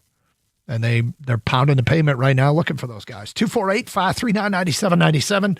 It's lunchtime. I got a lunchtime question coming up today at 12:24. 248-539-9797. In the meantime, big hockey game tonight, big basketball game tomorrow, regular season stuff. We got Champ and Chump. We do it every Monday, so get your phone calls in. Who should be champ? Who should be chump of the weekend?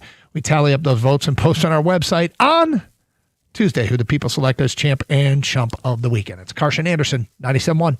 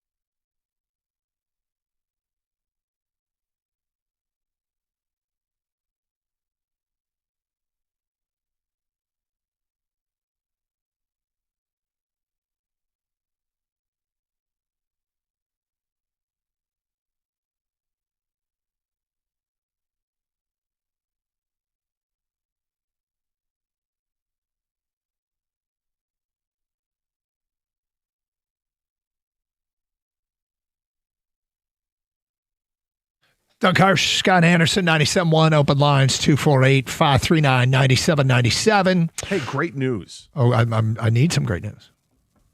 Sean McVay and Les Snead are going to get some contract extensions with the Rams. This is sarcasm. Yeah. Right. Was it last year, King, or the year before that there was thought that Sean McVay might just walk away from the Rams and retire? Yeah, he wanted some attention on him, and everyone did to pat him on the back and tell him how great he is. So I think he floated out a fake idea that he was going to just leave the game and call it quits early. Oh, I'm so glad he stayed in the game. Yeah, well, I looked at it and decided to come back.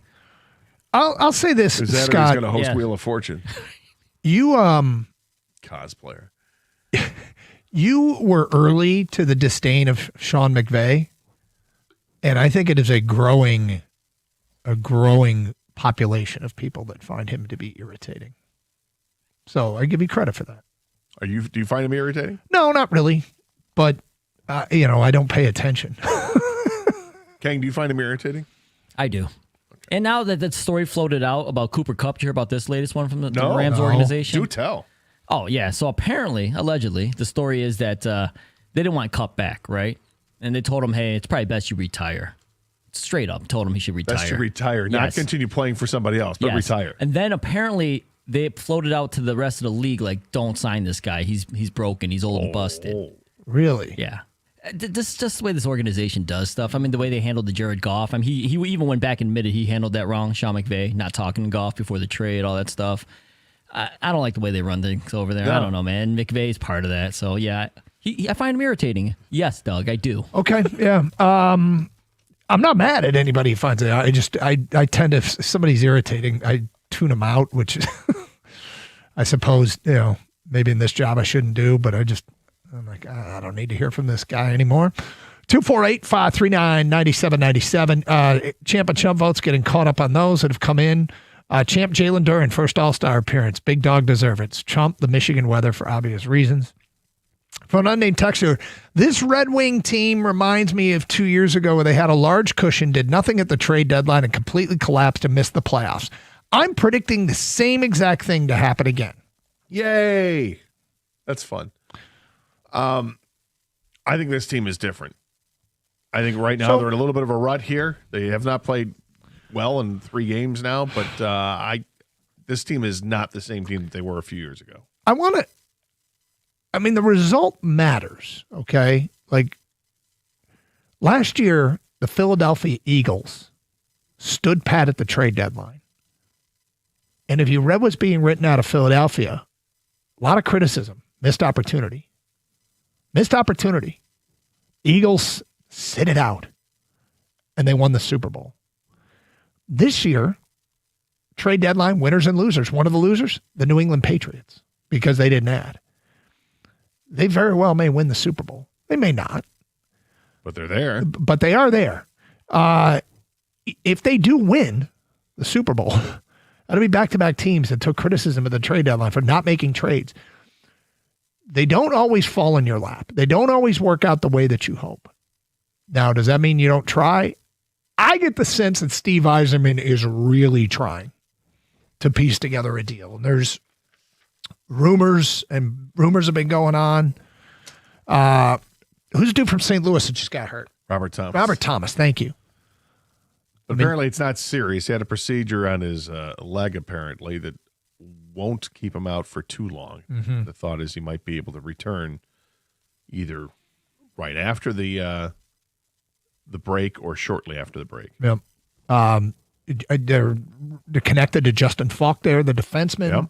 Yep. That talk is around. Over the weekend, the NHL Trade Rumors website was quoting Elliot Freeman saying that the Red Wings and the Winnipeg Jets could be getting together on a deal. There's too much smoke. We know it's not coming from Detroit because Yzerman is famously tight-lipped. But it feels like it's coming from elsewhere, that teams are floating out that Detroit is calling and trying to get involved. They were looking at a defenseman out of Winnipeg, Logan Stanley, as a possibility. So our guy's angst that's predicting that they're going to miss everything again this year, blah, blah, blah. Yeah, I understand why you might feel that way, but At the end of the day, there's a lot of smoke. Well, there is. I think they're going to make a move. I don't think the move's going to happen before the break. And I guess it's technically it's going to be Wednesday. I think is when the freeze starts on the NHL. In terms, you can't trade anybody from that point until after the Olympic break is over. This Wednesday? I think it's this Wednesday through the 22nd is what I thought I just saw on Twitter. So when you get a player that if they're interested in Thomas, when I got to wait for him to come back from an injury, and whether he comes back and healthy, ready to go, if that's the case, great, because I think that'd be a nice fit here. You mentioned Logan Stanley. That's a 6'7" defenseman that would look nice here. Good defensive defenseman. You like that. There are certainly other players around. The Panarin stuff is always out there, scorer wise, and they got to fit. They have to fit. They absolutely have to fit. But I think that the Red Wings have ample opportunity here to improve the roster, and I expect them to improve the roster because now's the time to do it. I don't know. Like I said, I don't think they're going to do something this week. I think you're going to have to wait until after February 22nd, so somewhere between the 23rd and then the 6th of March when the deadline is. You'll have that 2-week stretch where there'll be a lot of rumors flying around. 248-539-9797. Phone calls, feedback, and text to that same number. Champ is the Pistons. Chump, it's the Tigers. It's been 42 years since the last World Series, and they don't seem interested in ending that streak anytime soon. That's from Will. Wow, is it really 42 years, huh? How do you think Scott Harris would react to that? It's been 42 years, Scott, and you don't seem interested in ending that anytime soon. What do you think he would say to that?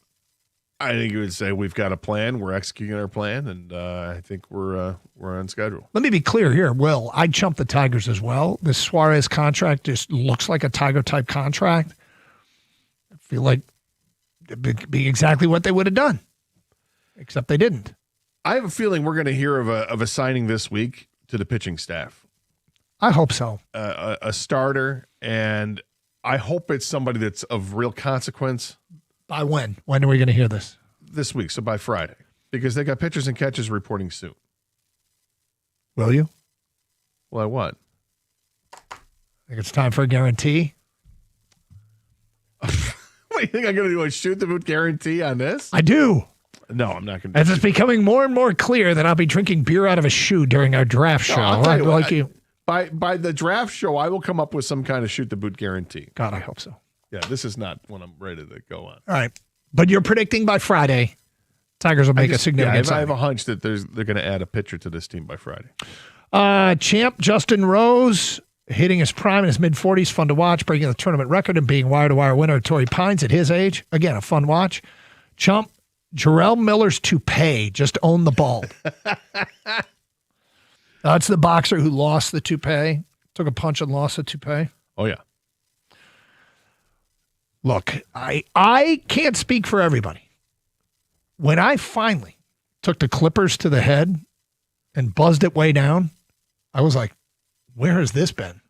Well, is it uncommon territory where boxers are bald or they shave their heads? I see it all the time. I agree. I think it's intimidating as hell, too, by the way.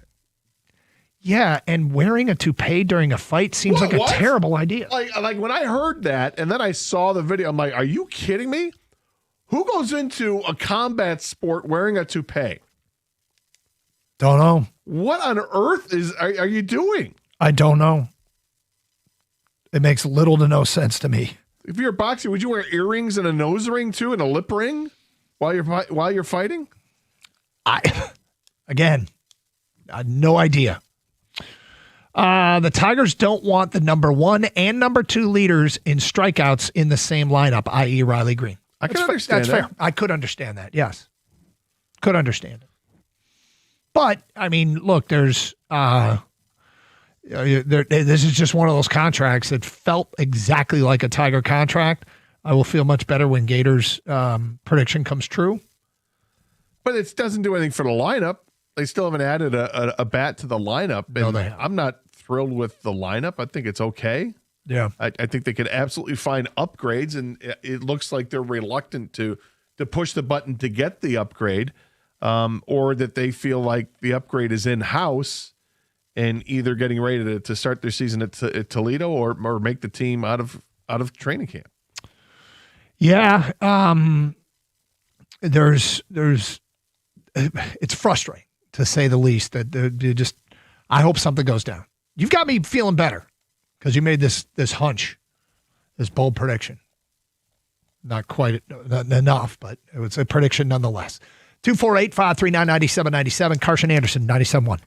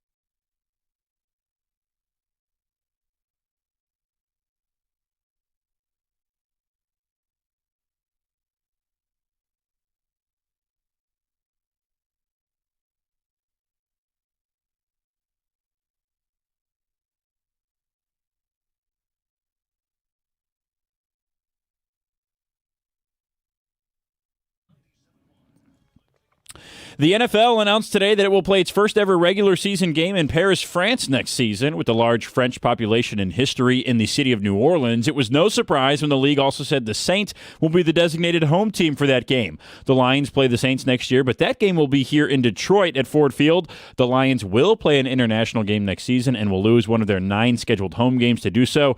Many have speculated that with star receiver Amon-Ra St. Brown's German heritage and dual citizenship, Detroit will likely be the designated home team for the already scheduled scheduled game that will take place in Munich, Germany next year. The league has yet to announce which teams will participate in that game. In other NFL news, the New York Giants are plucking an assistant coach from Ann Arbor. John Harbaugh will add Michigan offensive line coach Grant Newsome to his staff with the Giants as the team's new assistant O-line coach. Newsome was an assistant in various roles at U of M for 8 seasons.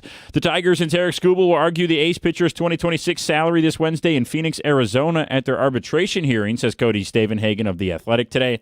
We also have Red Wings hockey for you tonight here on 97.1. The Wings are in Denver to face the top team in the NHL in the Colorado Avalanche. The Avs started 2026 on a rough note, going 4-6-2 after 30 wins and only 2 regulation losses in the 2025 portion of the season. That changed, though, when they beat the Wings 5-0 at Little Caesars Arena on Saturday. Detroit needs to snap a 3-game losing streak tonight against Nathan McKinnon and the Avs. Puck drop at 9 o'clock. Pre-game coverage here on 97.1 at 8:45. At the Corwell Health Sports Desk, I'm Brendan Shabath. For more, go to 97.1 The Ticket or Odyssey.com.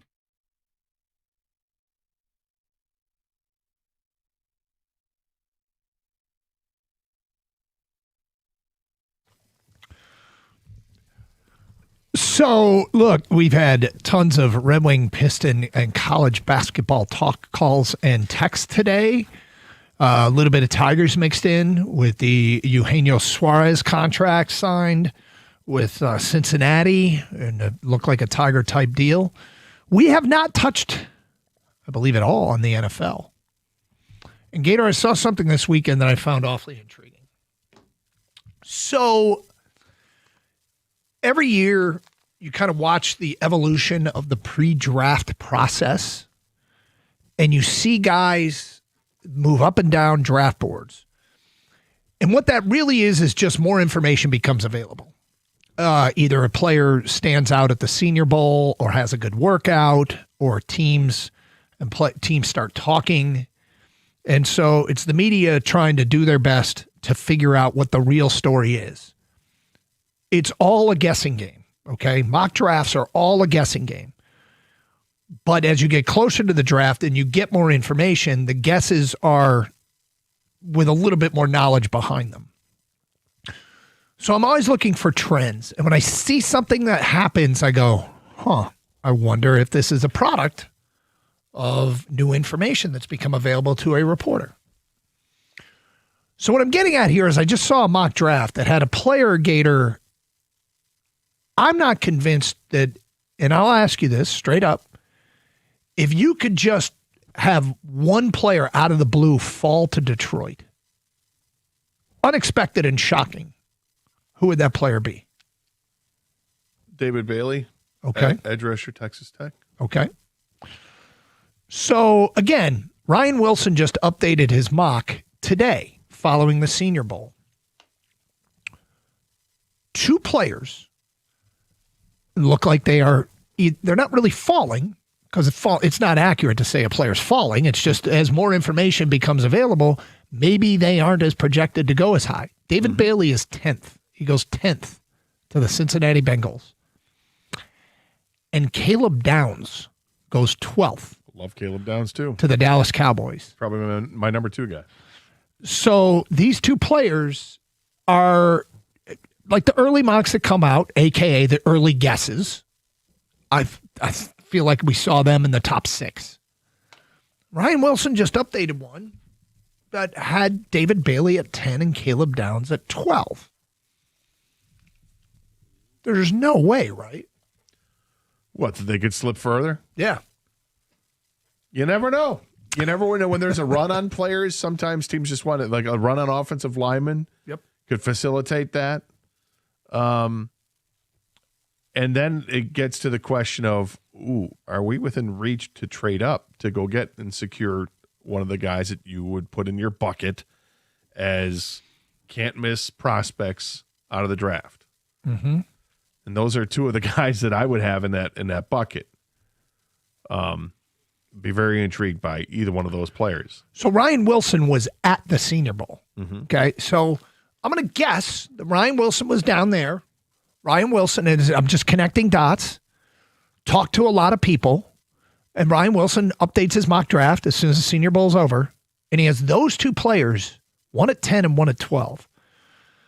With more than 2 months to go, Gator, I mean, tell me, is there a better case scenario than David Bailey or Caleb Downs being on the board when the Lions are picking? I mean, is Arvell Reese, is that the other one?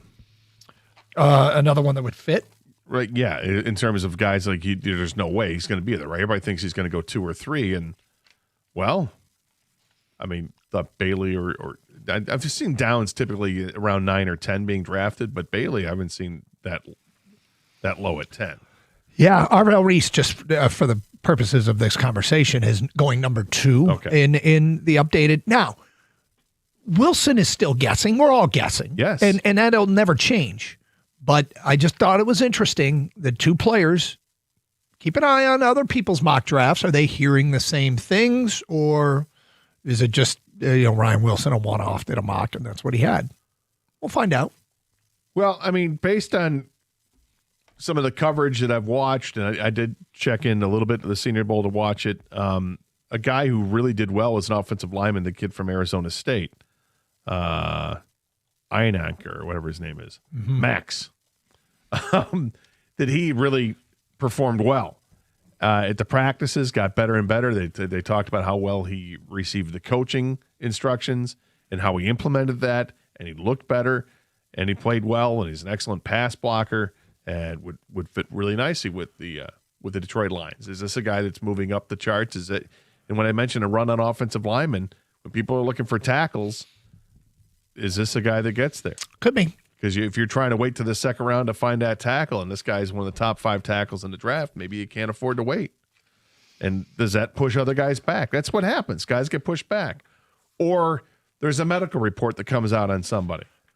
Hey, he didn't work out at the combine because he's got a hammy, or there's a little tweak in the toe or something. Whatever the case is, we've seen guys move all over the place. But to your point, you got a mock draft that has 2 of the, maybe what I would consider probably the top 5 players in the draft of guys that I would look at right now and say, I think these are really good guys. Maybe I don't want to say can't miss, but pretty close to it. Yeah. Then I would put those guys in that bucket. And they're available at 10 and 12. Interesting. Yeah. Now, the other thing is they don't have to drop all the way to 17. They have to drop within striking distance, where our general manager says, I'll make that move and move up and get Caleb Downs. You tell me they're going to get access to Caleb Downs, whether it be on the board at 17 or move up, or David Bailey on the board at 17 or move up, that they have accessibility because they were within a reasonable trading distance. I will tell you that is a great case scenario for our Lions. It is. And, we're talking about this now in February. Of course, things change a month from now when you see what happens in free agency and what they do address and what they don't address throughout free agency. If the Lions go and also we'll learn about Taylor Decker. If Decker decides that he's going to hang it up and the Lions go out and find a tackle in free agency, they'd like to fill that spot. It's a pretty big factor. It's a big factor. Right? Because then does that take the Lions out of the running for drafting a tackle with their first-round pick? Does it up the ante that they'll use that pick on a interior offensive lineman? Or will they address something on the defensive side because they know that they've got to address the defense?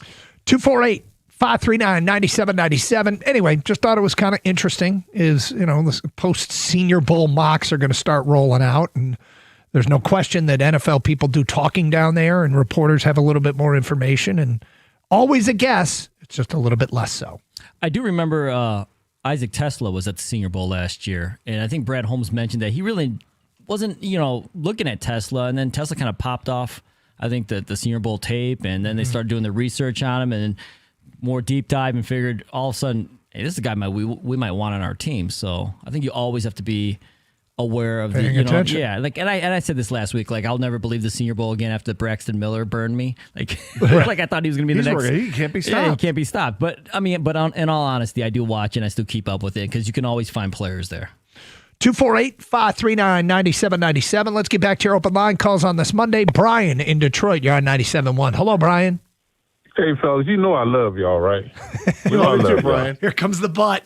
So, fellas, every time y'all talk about, I might be wrong, but every time y'all talk about the Pistons and the Lions, when it comes to adding players, the first thing y'all say is fit and culture. Fellas, sometimes you got to get somebody who's a little rough around the edges, who might not fit the culture, who might not get along with everybody, but is he talented enough? And I just don't, fit and culture is fine. Man, not when you're not winning it all. sometimes you got to go get a knucklehead to come in here. And Brian, he's going to get along with everybody. Right, I don't disagree with you. I think when we talk about these things, we're trying to analyze what we think the Lions or the Pistons would do, or teams, our teams would do, and based on their track record, they value that. Now, do I agree that sometimes you need a quote unquote knucklehead? Yeah, I don't. If they're talented enough, then the talent should outweigh a lot of things in some cases. And I happen to think that the Lions have done such a great job of building the culture up that they can absorb a knucklehead and it won't hurt them. You're right. Every time you have to go listen, we all work in life. Sometimes we don't get along with the people we work with. But I want to ask y'all a question, fella. Man, I love Tom Izzo. Man, where you get all that complaining from? Did some calls go against him? Yeah, they went against you. But, Coach, the first thing he should have said was, yes, Michigan deserved great credit. And then you jump on to the ref. Man, once you start, you don't want to get a team credit and you complaining about the refs. The refs didn't make you go down 18 points in the first half. Did the first thing he say was that about the refs, or was the first thing he said about his own team? And then he went to the refs, and then he went to Michigan. I think he went. I think it was the refs first, wasn't it? I don't know. I thought he ripped on his own team first, and then he was ripped on the officiating, and then he didn't give a ton of credit to Michigan, and I don't care. He's pissed. His team lost at home. We love Izzo, man. But yeah, we love Izzo. But man, that first half what killed y'all. Yes. The refs didn't do that. Well, but they gonna get another opportunity. And Doug, you're right. Wednesday morning, this is it. You could beat Denver with Jokic there. Now we cooking with grease. Brian, I this week is, and thank you for the phone call. Boy, he touched on a lot there. Tonight for the Red Wings and tomorrow. I heard they said he loves us. That's what I heard. Tonight with the Red Wings and tomorrow with the Nuggets. Big games for Detroit. I do not like what I've seen here with the Red Wings of late. It just reminds me way too much of Munch of Marths in the past, or the Ottawa series from 3 years ago, which it wasn't just but it was right after that, Ottawa being uncompetitive against the Ottawa Senators team, and Yzerman traded 2 players. And I don't think he wants to do that this year. In fact, I'm pretty sure he's very motivated to add to this roster. But the team, that was bad what happened against Colorado over the weekend. That was bad. It was awful. And now you got to I hope the team responds tonight and said, yeah, okay, we can play with Colorado. I don't want to overreact to one game. That's 2 games back-to-back against a team that's considered the best in hockey. You got to at least put up a fight tonight, don't you think? 100% you have to. It's Carson Anderson, 97.1.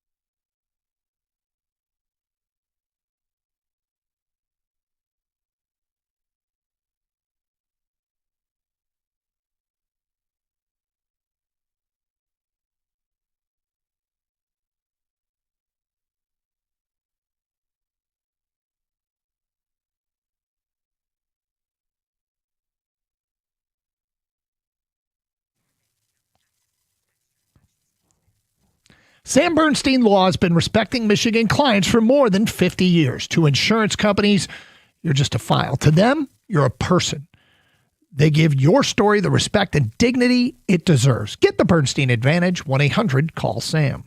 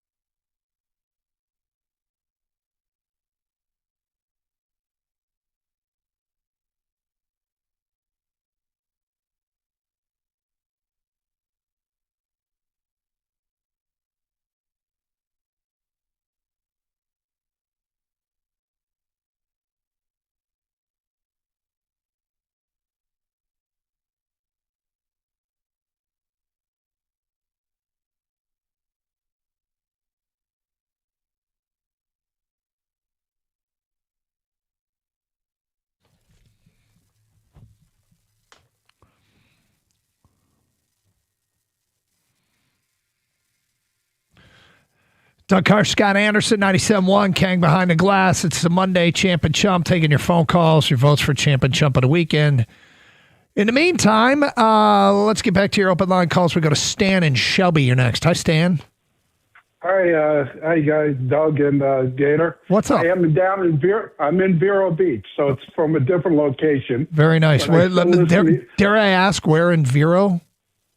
It's right off of Highway 1 and 20th Street. There, it's a little place that I rent, and the home of the Tigers. I mean the Dodgers.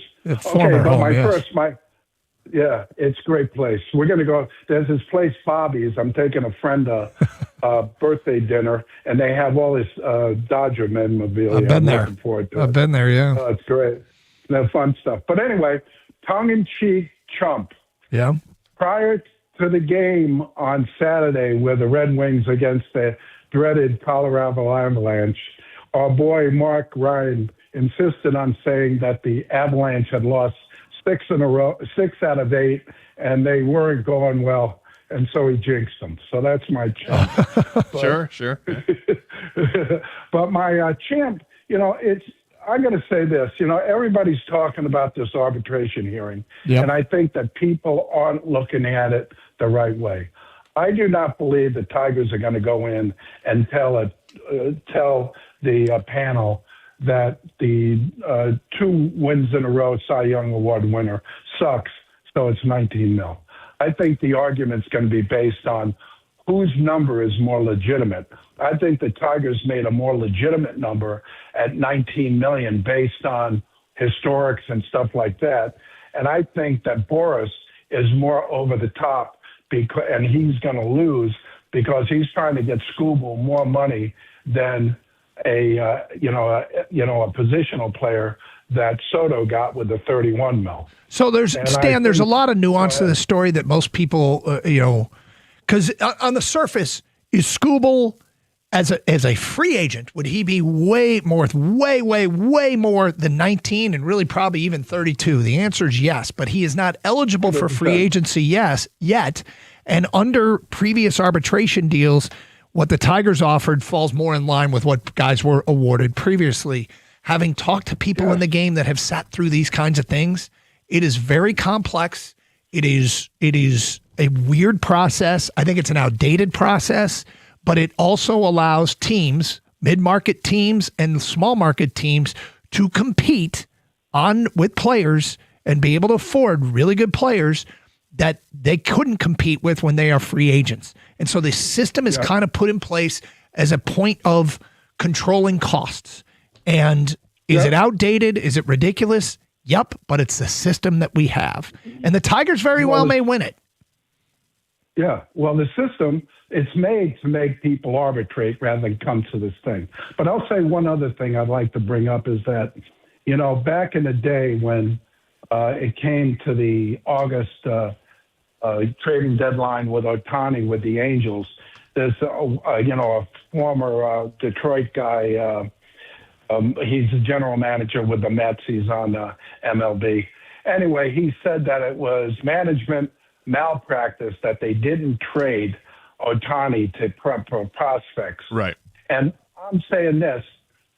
I believe, personally, I wish they would trade him and get prospects. Well, he's not going to say. I'd have to go back and look, but I don't think the Angels are a playoff team, and they were going to lose him for nothing. The Tigers are a playoff team. And I think it's interesting with this arbitration hearing, right, that the Tigers are willing to go with a little bit. They were willing to go more, reportedly. Yes. But Boris never wanted to go, never negotiated with him. So the Major League Baseball steps in and they tell the Tigers, well, this is what we would recommend that you do, and $19 million is the recommendation, and that's what they did. If the arbiter rules in favor of the Tigers and it goes from potentially $32 million down to $19 million, and that's that $13 million gap, it'd be interesting to see if the Tigers then quickly act and spend that money that they thought they might have had to spend on Tarek Skubal for this upcoming year and give it to someone like a Chris Bassett or Zach Gallen or Framber Valdez. They might. This it sucks shut because the door on it if they have to pay him $32. When people get really mad at the Tigers for this lowball offer, and it's by the rules, they're kind of following what Major League Baseball recommended they do with their labor relations board. They could have paid him more. If it's true that the Boris side didn't even want to negotiate, then this is what Boris wanted. And, again, I've talked to people in the game that thinks, he wanted this fight. And that's, it's not surprising with a Boris client. But the one good news is that what I was told is that Skubal will not take any of this personally. This will not be something where he's an unhappy camper. You know what also frustrates fans too, Gator, though, is if the Tigers win or lose the arbitration ruling, the fans want them to spend money either way. Yes. You know what I mean? Yeah, so they're saying that true. shouldn't even Yeah. affect the fact. There's no cap. They can spend that money if they want to. And it's a one-year thing. Yes, exactly. So that's why I understand what you're saying. Maybe that's what they have internally they're discussing, but out as here, a fan, as a fan, spend they're the like, money. dude, it doesn't make a difference. You have Right. Skubal right now. You have to try to win right now if you have Skubal. Yeah, go sign Framber Valdez. Go get him. And not to a one-year deal, but sign to a multi-year deal, because you're going to lose Tarek Skubal, or you're going to have to trade Tarek Skubal. One of the two. All right, Gator, and people who have probably far greater say over the answering this following question. Today, far greater say than me. Today is National Tater Tot Day. Oh. Outside of the French fry, what is the best use of the potato? Man, it's very versatile. There's a lot. I think there's a lot of right answers here. Yeah, I think there's going to be a lot of, that sounds delicious. Yep. Oh, that's great. I think we'd all agree that the French fry is the best use of the potato. Even me. Look, the French fries are great. And maybe you would argue that something is actually better than the French fry. We feel like French fry would run away with it if we included it, but maybe not. outside of the French fry, what is the best use of the potato? Everything. Not an answer. Not an answer, that is Kang. the answer. I mean, dude, we could rattle off this is a great blind ranking for Stoney, by the way. If you ever want to do it, ranking potatoes, usage of potatoes. Mm-hmm. Right off the rip, potato chips. Okay, that's easy. Potato chips. Yeah, all flavors. Yes, all. Yeah, all. Yeah. And then you got baked potato, mash, So twice baked, like potato a baked skins. potato. Going to like a baked potato bar, and you put your own toppings on it. Yes. Yeah. Absolutely. Then you start talking about what about sweet potatoes and their role. I love sweet potato casserole at Thanksgiving. Gotta have it. Mashed potatoes. Yeah, and you can do mashed Gotta have potatoes a bunch of different ways. Lumpy Gravy, or no not. gravy, Yeah, garlic. Exactly. Yes. Oh, garlic. This is an unfair question. They got Redskin potatoes. Yes. They got Yukon Gold potatoes. Yes. They're all good. Dumplings. But if you had to pick one, Potato salad. What potato salad? Redskin dill potato Yeah. salad. All gratin. if you Cheesy had potatoes. if you had to pick one, We said all. I agree with you. If I had to pick one. hold on to it. We'll get to that at 12:35. Plus your phone calls and feedback. What is outside the French fry the best use of the potato on this National Tater Tot Day? 97.1.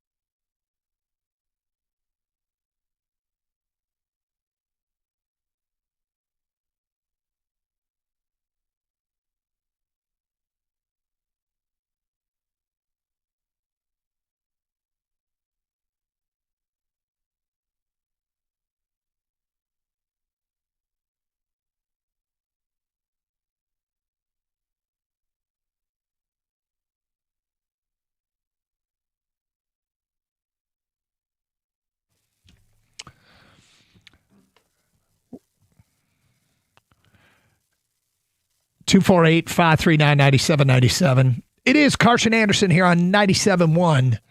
Gator, some updated odds I want to get to a little bit later on. And we'll do it briefly because you and I might be the only ones that care. So we'll do that today at 102. It's Carson Anderson. Today is National Tater Tot Day. What is outside of the French fry, what is the best use of a potato?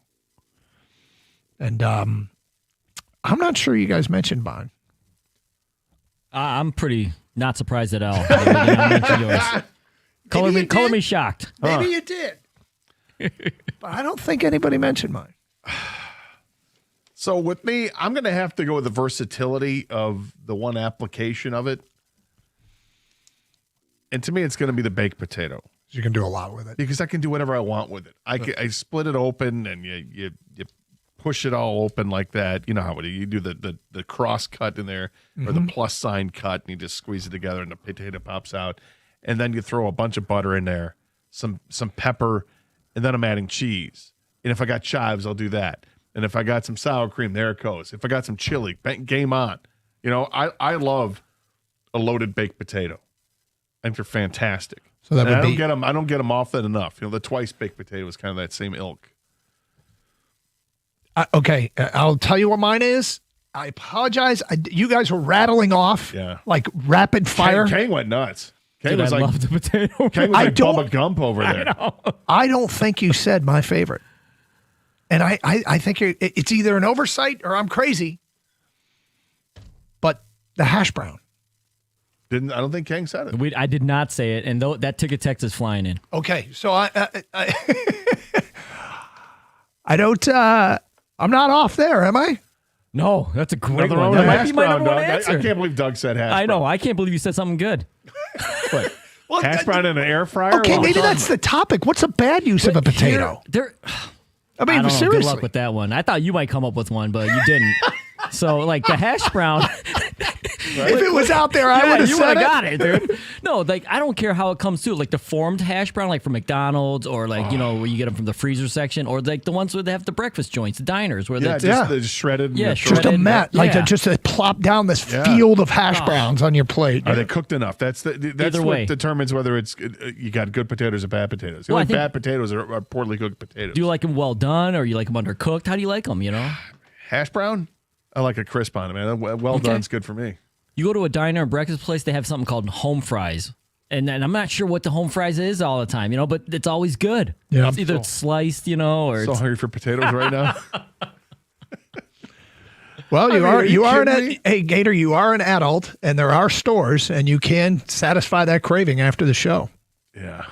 Gator once bought a giant bag of Yukon Gold potatoes with no plans, but you couldn't resist. Yeah.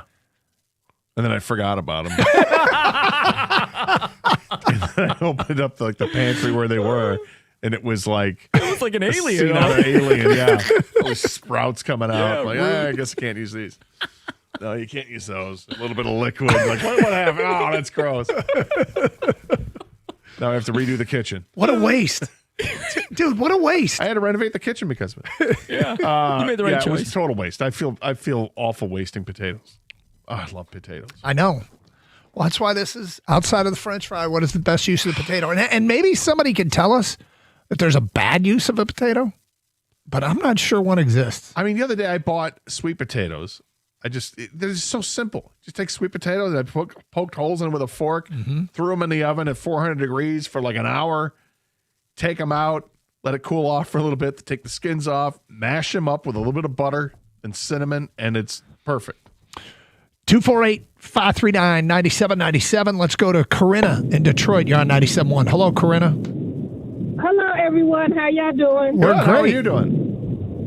Fine. My favorite is potato and onions. Potatoes with grilled onions. Yeah. Kind of like hash browns, potatoes. Cook them in a skillet. Get them soft. Put the onions in it. Let them get brown. Can't argue with that. Yeah, that sounds delicious. Actually, what it reminds me of is the potato dish they talked about in Midnight Run, the Leonese potato. They take this potato and it's a little bit of onion. And they add it. Yeah, it sounds good, Charles delicious. Yeah. Pretty good movie. Yeah. My favorite. No, that's a Thanks, good one, Corinna. Corinna. 248-539-9797. Bob and Pinckney are on 97.1. Hi, Bob. Hey, good afternoon. My best use I've ever heard of for a potato is vodka. I mean, it goes good with orange juice, Coca-Cola, and everything. Making vodka from potatoes. Sure. Yep. All right, And have a then- great day. Yep. That's the plan. Do you like scallops, Gator? Scallops from sea scallops? Yes. Yeah, uh-huh. Yeah. So people are texting with like potatoes and like certain proteins now. Does a potato go with every protein? I don't see how it doesn't. Like, I mean, like seafood and Yeah. potatoes. Uh-huh. Yeah. What about cheesy scalloped potatoes? Yeah. It's not the same scallops. That was a staple in the house when I was a kid growing up. Like in my teenage years, it felt like once a week we had scalloped potatoes, and I didn't appreciate it as much as I do now. Now you bake those things and you get a little bit of the cheese crust, and it gets even better. You get a nice chew in it.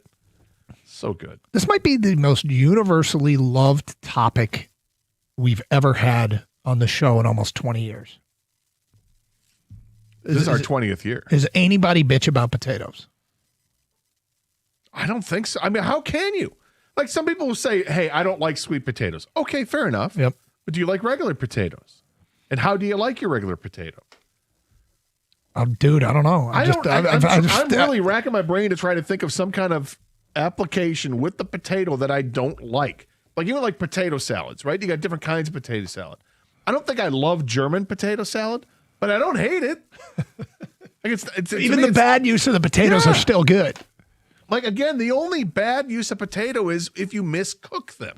If you don't cook the potatoes enough. Which is basically saying if there's user error, right, they might not be as good. Well, no crap. If you've undercooked a potato and used that for potato salad, and I get so excited to eat potato salad sometimes, and I go take that first bite, and if it's not right, like if I buy it from the grocery store or whatever, and it's like, you didn't cook the potatoes right. It is so disappointing because the idea of having a delicious potato salad is awesome, whether it's mustard potato salad or redskin potato salad. I love when you do redskin potato salad with dill is great. I like the Yukon Gold potato salad better than all of them. Yukon Gold potato is probably my favorite of the potatoes, and then do it what you will. Cheesy baked hash browns. That's from an unnamed texter. Yes. Best use of potatoes, pierogies or potato pancakes, both with sour cream and applesauce, sweet and savory. That's from Paul and Harper Woods. Sounds delicious. Breakfast potatoes cooked well, hash browns, well done patties or shredded hash or diced hash. That's from Sam. Kang, I'll ask you because I know the well, I'll wait for Kang's answering a phone call. I was going to say for when it comes to like hash browns, and I know you like the hash brown, but I'm guessing you don't like to put anything on the hash brown. Hot sauce. Just hot sauce. Yeah. Okay. I like the hash brown well done. Like if I go to Leo's and get breakfast, and the hash browns come with it, I gotta put ketchup on it. Do you? Yeah. I do too, man. I'm with you. Frank's Red Hot, that works too. I like that too. Hey, someone just called in and said you can even power a clock with potatoes, guys. Who knew? See? I didn't know. Potatoes can do anything. How do you feel about poutine? Love poutine. I love that it sounds dirty. Oh, poutine. I love it. Are you kidding me? What? Oh, am I going to like French fries with gravy and cheese curd on it? Yes. 100% yes. Canadians just messed around. They got something right there. Johnny from Macomb says the easy answer in my 20s, Denny's hash browns at 2:20 a.m. It helps. You're not leaving those potatoes at 2:20 in the morning. No, they are necessary. Best use of potato equals vodka. That's from an unnamed texter. Brandon in a car. My wife makes an awesome potato soup. I love it. Love potato soup. Mm-hmm. The loaded potato soup. Oh. I'll be making these for the Super Bowl. Loaded potato skins. That's from Scott. Yes. 248-539-9797. Have we gotten away from the potato skin over the last decade or so? It feels like that was also a staple. You'd go to the bar, you'd get potato skins. And now it feels like when you say have we gotten away, do you mean people our age or do you mean society in general? I think society in general, maybe, because I don't see that as an item as time much. For a comeback? Yeah. What was it now? The chips? Tato skins? Tater skins? What were they called? Yeah. Tato skins or tater skins? Yeah. Baked potato appeal because they're made out of potatoes and skins. Yeah. That are real. Good God. Wow. 248-539-9797. Potato skins. Were they just called potato skins? I think they were. Yeah. Well, anyway, champ of the weekend. We can close down the voting. It's the potato. I don't know why we even. and by the way, we didn't even give any love to the reason we started this whole topic, which was the tater tot. Well, it is National Tater Tot Day. How great is a tater tot? I mean, it's repackaging of a great little mini hash browns. Yeah. Crispy all sides. Yeah. A little cube. Perfect for dipping into mustard or ketchup or whatever you want. Ranch. There's not a lot that we haven't dedicated enough time to over the 20 years, and now I'm realizing it is potatoes. We haven't dedicated enough time talking about how great potatoes are. Probably right. Yep. The Venn diagram of foods that we like don't always cross over, but in this case it does. They do. Yeah. Yeah, this is Mass appeal with a potato. 248-539-9797. All right, Champ and Chump, get your votes in. My champ of the weekend was Yaxel Lundeborg from Michigan, 26 points and 12 rebounds. Gator, your champ of the weekend was? Stramel, Kevin Stramel, the player from Michigan State, hockey player from Michigan State, had a hat trick and an assist in the game on Saturday at Penn State. My chump was the Tigers. That Eugenio Suarez contract that he signed with Cincinnati looked like a Tiger contract waiting to happen. I want answers. Mine was Paul George, the 76ers, who just got suspended 25 games for violating the drug policy. Get your Champ and Chump votes in, 248-539-9797. Who should be singled out for the weekend that they had that was awesome, and who should be called out for having a weekend that stinks? The voting is pretty heavy today, so get your vote in right now for Champ and Chump of the weekend. It's Carson Anderson on 97.1.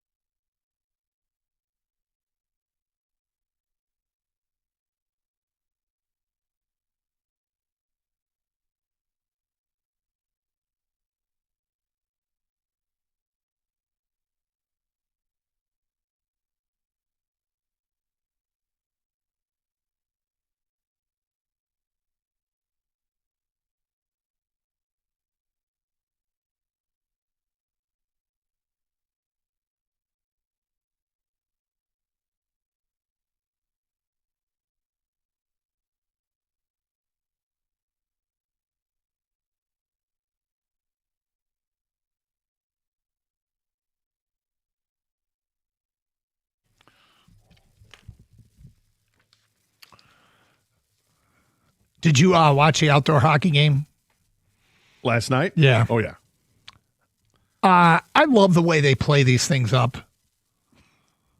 I mean, the Patriots getting off, Boston dressed like a bunch of Patriots, and Tampa wearing creamsicle Buccaneer jerseys. The fact that the studio announcers geared up. Mm-hmm. I mean, to see Mark Messier looking like like Ben Franklin out there, and you had other guys dressed up like pirates was interesting. So did you see the picture that I tweeted out last night? I did not. So you should go to our Twitter account. Okay. I want to get your reaction to this, and then you could. I can guess of what it might be, but let me go look. And then I did write a caption for it as well. Did you? Is it the most recent tweet? So it's John Cooper, that one? Yeah. Dressed like Tony Montana? That's right. No way this guy loses tonight. Just no way. And see the time that I posted that. 2 minutes ago in the first period. Yeah, and I think they were up 1-0 at the time. Yeah. And then they gave up 5 straight goals to go down 5-1. And I'm thinking to myself, oh, this isn't going to age well. And then I thought positively. I stand by it. They could lose 10-1, and that outfit wins. He's the winner? Yeah. He's the big winner? And all they did was come back and score the next 4 goals to tie it up, go to overtime, and then a shootout and win it in a shootout. So you were right with your first instinct. That's right. Yep. Because John Cooper was a badass. And his assistants also wearing the same type of outfits. Yep. That was hysterical. And then you see the Boston guys all wearing like these wool 3-piece suits. Yeah. It looked great. Like the fact that the guys bought into it, like you get coaches to buy into it, that's huge. And I'm not sure every coach is going to buy into it, but John Cooper seems like a good guy and a good sport. The atmosphere in Tampa last night looked like the fans absolutely loved it. If you're going to be stuck in Tampa Bay in February and it's cold as hell, might as well go to an outdoor hockey game and really enjoy it and lean into it. And they had people tailgating all day. It was in the 40s during the day. During the game, it was in the 30s. But the ice was perfect, they said. And obviously it was a great hockey game. And, goalie fight. This game had everything. An amazing comeback. You get the overtime. You get the shootout. What more could you ask for from a hockey fan? The NHL hit a grand slam last night, which they don't always do when they're in the spotlight. Last night was an absolute grand slam for the NHL. Give them a ton of credit. And, I wonder when it's going to come back here. It feels like you want to sell out the stadium wherever you play it.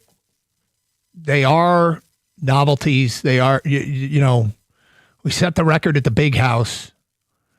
It's going to be, I still feel like we need more time to pass to get everybody to want, like the next generation of fans to want to be a part of it, because you don't want to hold it and it's hard to sell out a football stadium for a hockey game. I mean, I think what happened at State College this past weekend, very impressive. It was like 70,000 and, end zone seats up top, which are terrible places to watch a hockey game from. Actually, down low is the worst place to watch in a football stadium. It's a stadium that's still under construction at this point, too. So. Yep. But the fact of the matter is it's hard to sell those things out, and it's unbelievable when they do. Mm-hmm. But tailgating for a hockey game at a football stadium, I just love everything about it. It's nothing but fun. But I've gone to one of those that didn't come anywhere close to selling out, and it sucked. And that was Michigan played Michigan State in Soldier Field in Chicago, and there were like 6,000 fans. It might have been more than that, but it felt like it was terrible, and the atmosphere was terrible. I had fun because I got to just sit in the stands and have a few beers and and all that, but which is not something you and I get to do all that often. But at the end of the day, it was a swing and a miss. They had 2 games too. They had like Notre Dame, Miami, and Michigan State. Yeah, which I'm not sure why those would have failed like they did, but we've seen it be ultra successful. The first one they did at Spartan Stadium was great. The one they did in Ann Arbor was fantastic. Games we've seen just in the NHL when they've done it. The NHL is pretty much, unless the weather doesn't cooperate, it's been great. The atmosphere times when you're watching a game and the snow is falling and the players are loving that. And it's because it's like pond hockey. You're like a kid again. by and large, they've really done well with it. But last night, it felt like they couldn't have asked for anything more than what they got. And when the goalies, when the one goal I think was Swayman comes out and he's like calling out Vasilevsky to come on, let's go. And then Swayman's got this goalie stick is stuck between his legs, and Vasilevsky's like, well, we got to lose his stick, man. Right. And Swayman's like, well, you got to lose you got to take the mask off. Okay. They all followed the protocol, and now they can fight. And it was actually a decent fight. Punches were landed. And the reaction that the players gave on the bench, those guys were going nuts. And they're like, it's a goalie fight. It's a goalie fight. They acted like little kids again. It was great. And nobody got hurt. Speaking of the NHL, today, NHL Rumor Report, Elliot Friedman, quote, I don't know exactly what it is, but I had a couple people say to me they heard Detroit-Winnipeg. That might be a match there. Okay. Playing in Winnipeg or playing in Detroit? No. For trades. I'm changing. I'm sorry, my bad. I'm changing the topic here to get to trade talk. Because, we're getting close, and it feels like the Red Wings are going to be aggressive, and yet they have a huge credibility game tonight. Like, do you think it does damage to trade possibility if they get embarrassed again tonight by Colorado? Or does it say, hey, you got to do it now, and it's got to be big to make a difference? No, I don't think it does any damage at all. I think that they know that they have to make some moves to improve this team. They've got a good, not great hockey team and need to take strides towards getting to be great. Because they're not playing great right now for sure. They're not getting things done offensively, and they're not doing things defensively. It's totally goes against everything you saw. The West Coast trip that they had, where they did really well on, they've come home and done very poorly on. So somewhere in the middle is what this team is. But if they could go out and get Logan Stanley, the defenseman from Winnipeg, who's giant at 6'7", it's interesting because he's not I don't know if he's a top 4 defenseman necessarily. He doesn't have the ice time for it. So is that a guy it's just a guy to get a guy? I'm not sure if it makes great sense to get somebody who's just going to be, 5th or 6th defenseman or competing for the 5th or 6th spot because he's only averaging like 16 minutes a game. But they've got other players you can look at. 248-539-9797. You want to keep talking Red Wings. Big game tonight in Colorado. Do they bounce back? What is your level of concern with Gibson? It's there. I mentioned on Friday that I said I don't think they have a problem with Gibson, but Gibson's not playing as well as he had, and he had given up the 3 goals in regulation against Washington, and then gave up 3 goals in the shootout. Now, look, I get shootout's a gimmick, but he was beaten pretty easily on those, and I didn't like that. I just wonder, is he getting overworked? Does he need to get a little rest here? And they'll have rest soon enough. 2 more games before the break. But he's a really good goaltender. Is he one of the best in the league? I don't think he's one of the best in the league, but he was playing like it. If they can get him calmed down, the defense in front of him calmed down again, then they'll be okay. Not having Edvinsson until after the break, that is something they have to adjust to. But you got to be better. And it takes everyone out there to be better. The forwards got to come back as well. 248-539-9797. Let's go to Mark in Livonia. You're next. Hello, Mark. Hi, how are you? We're good, Mark. First time calling your show. Well, thank you. I like to champ the Detroit, chump the Detroit Tigers because they're going to lose the Struble case. And I don't understand why they went down this road. Did you hear us explaining it earlier this hour? No, I didn't. I was at lunch. Okay. Well, it's kind of how arbitration works. He's not a free agent, and so he doesn't get a to name his price kind of deal. And this is cost control by the league, where they suggest to teams how much they put in, and the Tigers were willing to go higher, but Boris wouldn't negotiate, so they just took the league recommendation. But hey, look, your vote it counts. And I don't know that they're going to lose it. There are people in the game that aren't sure that they're going to lose it. Well, we'll find out this week, I guess, right? Yep. In theory. And who's your champ, Mark? I like to champ Michigan for beating Michigan State. I'm sure when they got tied to 55, I'm thinking, uh-oh, but then they come back and won by 12. That was great. They responded. Look, that was a It was a tough environment. Michigan had a good week. They beat Nebraska and Michigan State in the same week. Long season, a lot still yet to be proved. They got a stretch later this month where they go at Purdue, Duke in D.C., Minnesota, and at Illinois. That is no joke. And Spartans have a lot of time to try and get back to being the best version of themselves. But it was a big win for Michigan, no doubt, this weekend. 248-539-9797. Get your champ and chump votes in. I wonder if the player they're looking at Winnipeg is Josh Morrissey, the defenseman there who plays a ton of ice time, good plus minus, and he's an offensive-minded defenseman. There you go. Could be. He's signed to a big contract still for a couple of years, but $6.5 million a year for the next 3 years. All right, let's get to some Piston talk about their trade possibilities. A new name floated out there. That's next. 97.1.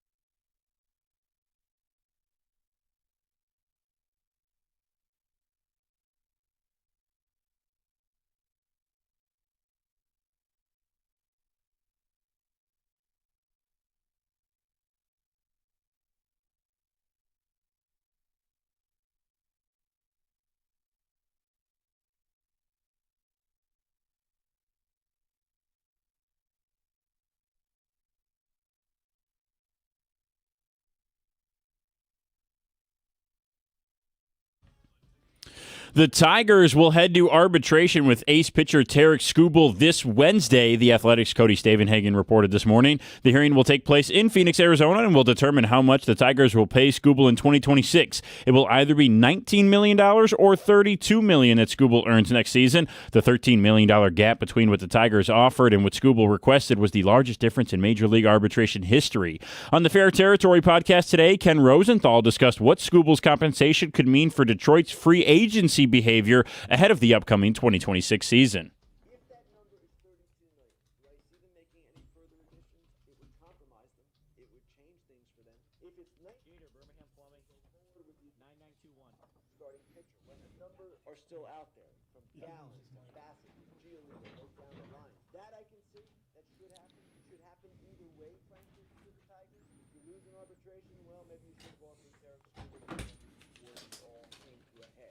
Pitchers and catchers report to Lakeland, Florida for spring training on February 11th. We also have a couple NFL headlines today. Locally, the New York Giants are hiring Michigan football offensive line coach Grant Newsome as their assistant offensive line coach. Also, the Rams extended Sean McVay and GM Les Snead today. Red Wings back tonight. They hit the road to face the Colorado Avalanche out in Denver. Puck drop is scheduled for 9 o'clock in that one. We'll have pregame coverage here on 97.1 starting at 8:45.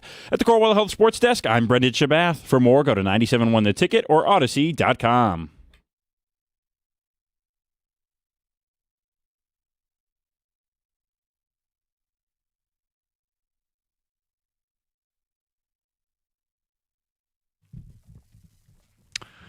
All right, so Gator, you and I both have we personally enjoy some college puck, and Michigan State, both winning this weekend, 1 and 2 in the country.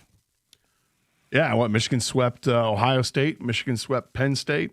Michigan State swept Penn State. Sorry, yes, yeah. Michigan State swept Penn State. The top player in the draft likely to be taken.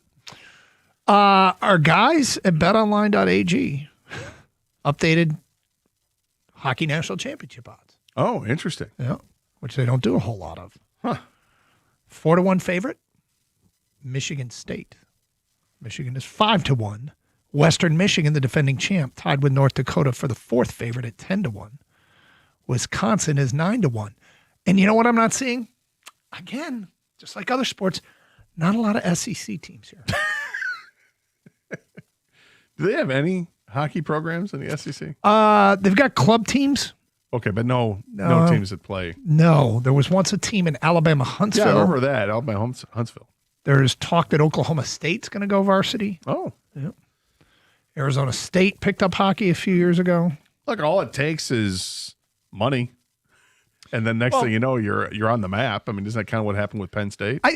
Yes, and I kind of think that if you look around the Big Ten and some hockey dominant areas, if I were Northwestern to try and recruit Chicago youth hockey, I would think that they'd be able to build a pretty strong program just by keeping people in their footprint. Maybe I'm wrong. Well, except it's Northwestern, so they have different standards. Yeah, I mean, I guess, but academically. Yeah. Still, how about Illinois? Illinois, Chicago. Well, there was a team. Illinois, Chicago. Alas, Michigan State play this weekend. Yep. The duel at the D, is that Friday night, or are they Friday night at Yost and Saturday night at LCA? I forget what it is, but it is this weekend, that I know. Anyway, and again, Western Michigan coming off a natty. So good stuff here. Good programs. Okay, so look, we've talked a lot about a lot of things here today, and it's been a fun show. And Champ and Chump, get those votes in. The Pistons host Denver tomorrow. Joker is back. That's a big game feel. They're coming off a 53-point win, which is the largest margin of victory in the Pistons franchise history. They blasted Brooklyn. Peculiarly, Michael Porter Jr., off a trade target rumored to Detroit, he sat out for personal reasons, which feels a heck of a lot like, hey, he might get traded before Thursday's deadline. Usually, I mean, personal reasons, okay. Mark Stein reported over the weekend that the Pistons have had internal conversations about Michael Porter Jr. and Miles Bridges, who is down in Charlotte, which I hadn't heard his name associated with the Pistons here till then. Charlotte is a brink of a playoff kind of team. Now, do they want to try and go for it and make the playoffs, or would they rather, like, there's no question Brooklyn's not going to the playoffs, so they could be a team that's going for a full-scale rebuild and will just take draft capital and maybe a young player or two. Utah with Lauri Markkanen, another team that's on the outside looking in that might be motivated to make a deal. Charlotte, I don't know. I mean, I don't know their ownership situation or how important they would think it would be to make the playoffs. Any thoughts on Miles Bridges coming to Detroit? Well, I mean, obviously, I was always a big Miles Bridges fan, Michigan State guy. It doesn't make sense for the Pistons, though, as a whole different ball game. I mean, he's not a dead-eye shooter from three-point range. A good length, and he's a scorer. He's a 20-point-a-game kind of guy. He averaged 18 this year, but the previous 3 years was over 20 points a game. And I think is a decent defender as well. So that part fits, and I don't think you have to give up a ton to get a guy like Miles Bridges, do you? I can't imagine. But is he an upgrade over Tobias? I don't know. Different position. I don't know about that. Kang, do you have any thoughts on Miles Bridges? I don't want Miles Bridges. I think he's a nice player. He's athletic wing. Doesn't shoot the three as well as I'd like him to. The thing I find strange is I feel like Miles Bridges is always rumored to the Pistons. Like every year he's available or the Pistons might need somebody. I don't know if it's the national media being lazy because he played at Michigan State, or maybe at one point there was a need, or maybe the Pistons do have an infatuation with Miles Bridges and his name always comes up. But I think there's better options than Miles Bridges. And I like Michael Porter Jr. better, according to Mark Stein, if he's the other guy they're talking about. I'd rather have him than Bridges. He doesn't feel like the missing piece. No. It feels like, okay, good player, but I mean, I thought we would be looking for somebody who's well, he can score. Maybe that fills the secondary type of scorer, but I think you can do better. Yeah, and probably it would feel to me like this would make sense if it were kind of a Charlotte just unloading him and Detroit not having to pay all that much, but we'll see how that plays itself out. The other, Michael Porter's name is out there. Klay Thompson's come up a few times from ticket texters today. That's a guy who can still shoot it and plays some defense, is known for that. Have to see if I don't know that his salary fits into the mid-level exception. I don't think it does, but the bottom line is that feels like the kind of move that could be made that could be a player that could be scored for. Again, not having to give up the sun and the moon to go get him. Dallas is another one of those teams that, they're on. Do they want to make the playoffs here with Cooper Flagg? Do they think that's important, or are they perfectly fine with not making the playoffs? And that's a question they'd have to ask themselves. And because, sometimes teams are just looking for the experience for their young core. We talked about it last year with who was a guard from there were two guards. There was Zeitler down in Tennessee and Bitonio in Cleveland that both had young quarterbacks that those guys were protecting. So even though those teams weren't going anywhere, you sometimes want to help your young guy grow up quicker for giving him good experience. So maybe Dallas wants to make the playoffs. Yeah, Klay Thompson's an interesting thought, right? I mean, because you're not paying for what he was. He's making $16 million a year now, just under $17 million a year. You'd have him for next year as well, at just over almost 17.5 next year. But clearly, this guy is one of the great shooters in NBA history. There's no doubt about that. But is he somebody that can help this team out currently? He's been coming off the bench, and there's reason to like him, but.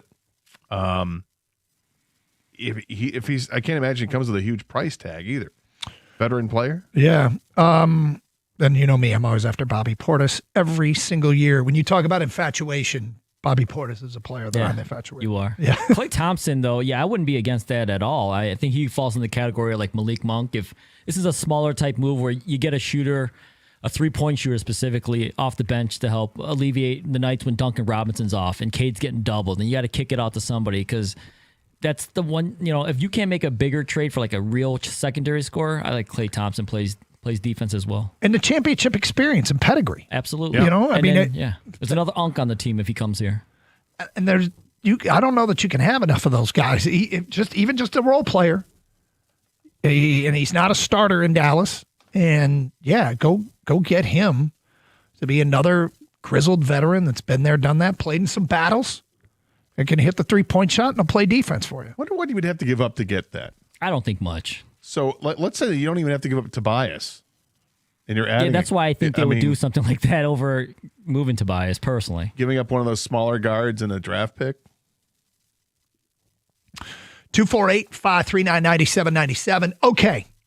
JB Bickerstaff said something over the weekend. I think it was prior to the Golden State game that sounds as though he's wanting to make a deal. You'll hear what he had to say today at 1:16. Open lines, 248-539-9797. Champ and Chump votes, get him in. It is Carson Anderson on 97.1.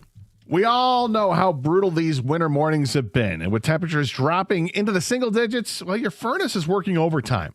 Don't wait for a breakdown in the middle of a deep freeze to find out that your system just simply can't keep up. So whether you need an emergency repair or a high-efficiency upgrade, the experts at Birmingham Plumbing, Heating, and Cooling have you covered. They've been keeping me and the rest of our community comfortable for years with fast professional service that you can trust. So whether it's your furnace, water heater, boiler, or water filtration system, schedule your appointment online at birminghamplumbingco.com. Birmingham Plumbing, Heating, and Cooling, your Metro Detroit boiler experts.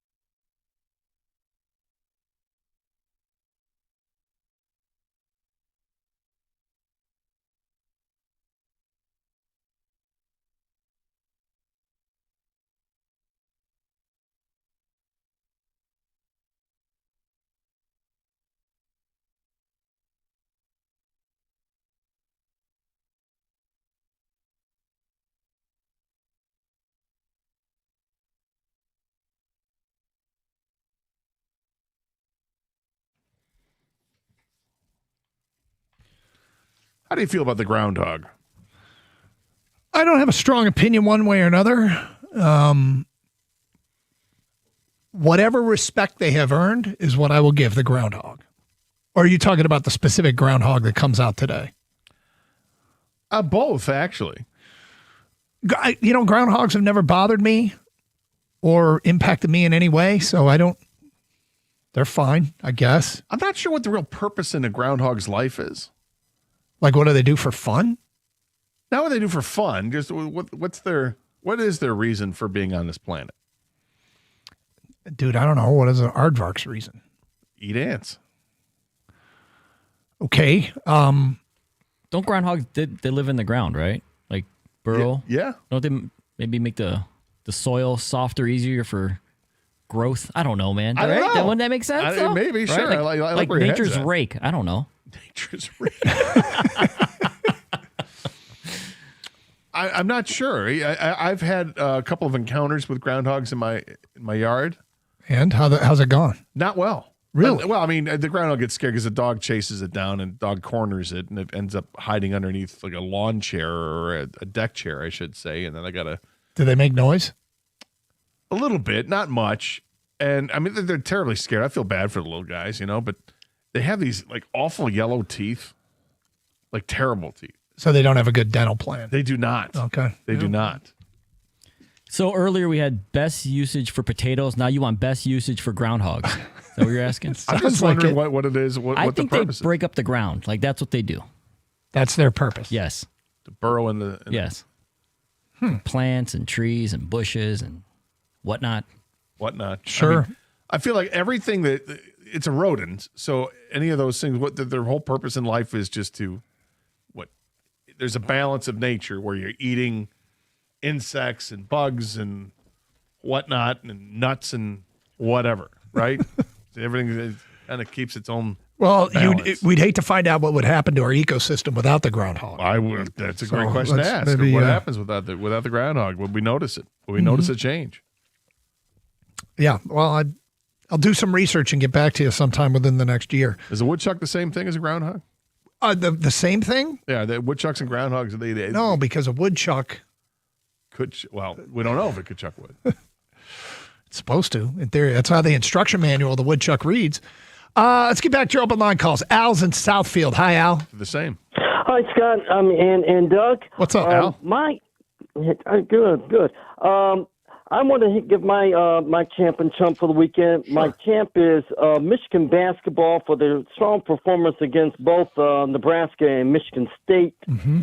And my chump of the weekend is the official that was responsible for giving J.B. Bickerstaff a technical foul with 2 seconds. I mean, that was a little bit on the Bush League side for me. So was it officially 2 seconds? Is that what it was? I mean, it felt like it may have been 1 minute, but it was No, it was right off the tip, man. I don't. It was less than a second. Yeah, it was technically Pistons delay a game violation. Bickerstaff technical foul is listed with 12 minutes to go in the first quarter, tying the record for the fastest technical foul in the history of the game. Yeah, it was bizarre, and I actually looked for an explanation for that. And I can't find any quotes. I'll see if I can, what the hell happened there? Yeah, because I think both George Blaha and Greg Kelce, they were shocked. Yep. Well, I can tell you, Mark Champion. Was it Champion on the broadcast? Yeah, it was yesterday. Right? It was weird, man.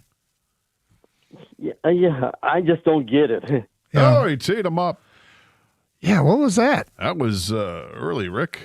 Sure was. I expect that barely underway. How do we put that in a stat sheet? How does that go down? Just a regular old tech. Bickerstaff was not happy. He was like, "What?" Because he was called for a tech clear across the court. Yeah, the guy was on the other He's side. like, I'm talking to this guy. What are you teeing me up for? They overcame it and won by 53. Here is JB Bickerstaff over the weekend talking about how teams are more motivated to make deals at the trade deadline these days.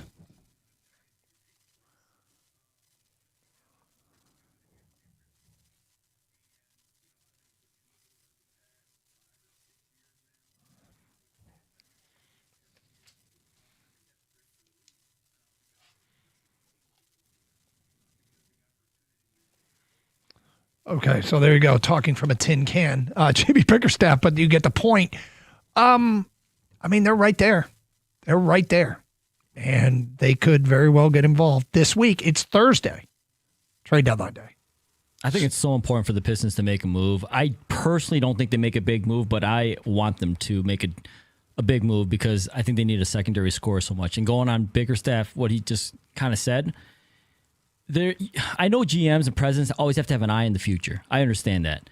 But you can't ignore the present. And right now, they're in a great spot to not only win the East, which is not a given, by the way, but to win the championship. And I don't think you can ignore that, especially with the fact that Jason Tatum might not come back this year. Tyrese Halliburton is out.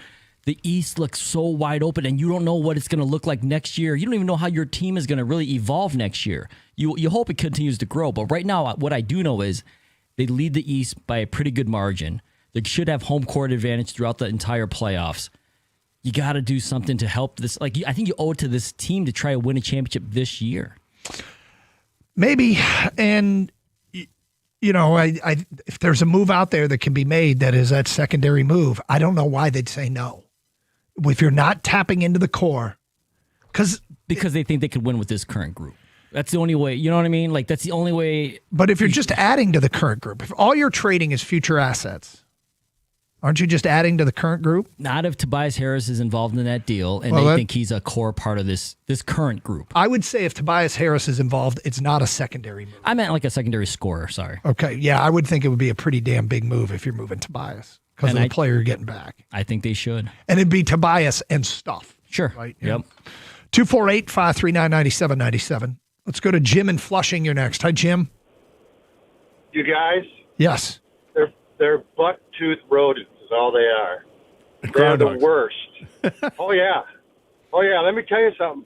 I had one. I have a shed out back. Yeah. And they will dig, and you're talking about, they break up the ground. No, they dig deep.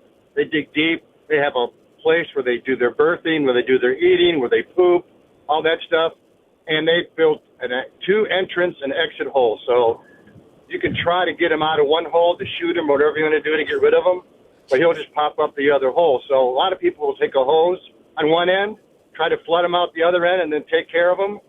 But if you do that, because a lot of times they'll dig underneath your driveway close to your home or underneath your deck because it's covering for them there, and they make a mess, and they're just terrible. And I mean, I tried once to shoot one and get it down, so I did. I shot it, and it ran around and zip, zip, zip, and then it laid there, and then I went to grab it, and it jumped up, ran away again, ran right down his hole.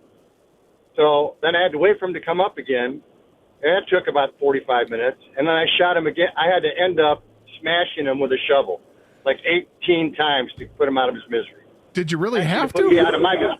Oh yeah, they're big, they're rough. I mean, they have a thick coat, so it's not easy. So you thought you had to kill it because it dug a hole in your yard? Oh, it's more than digging a hole in your yard. It's not like a mole that digs underneath the lawn. I mean, they can ruin the foundation of your deck or your driveway. My friend had one, and it ruined his driveway right near his garage. It just because they dig deep and they dig big holes, and then you lose all the support on the surface. Where do you live, Jim? I live in Flushing, Michigan. I have 2.5 acres. Okay. So, I live right off the river. So there you go. All right. Well, fair enough. You are in a groundhog-heavy area with an aggressive group of groundhogs.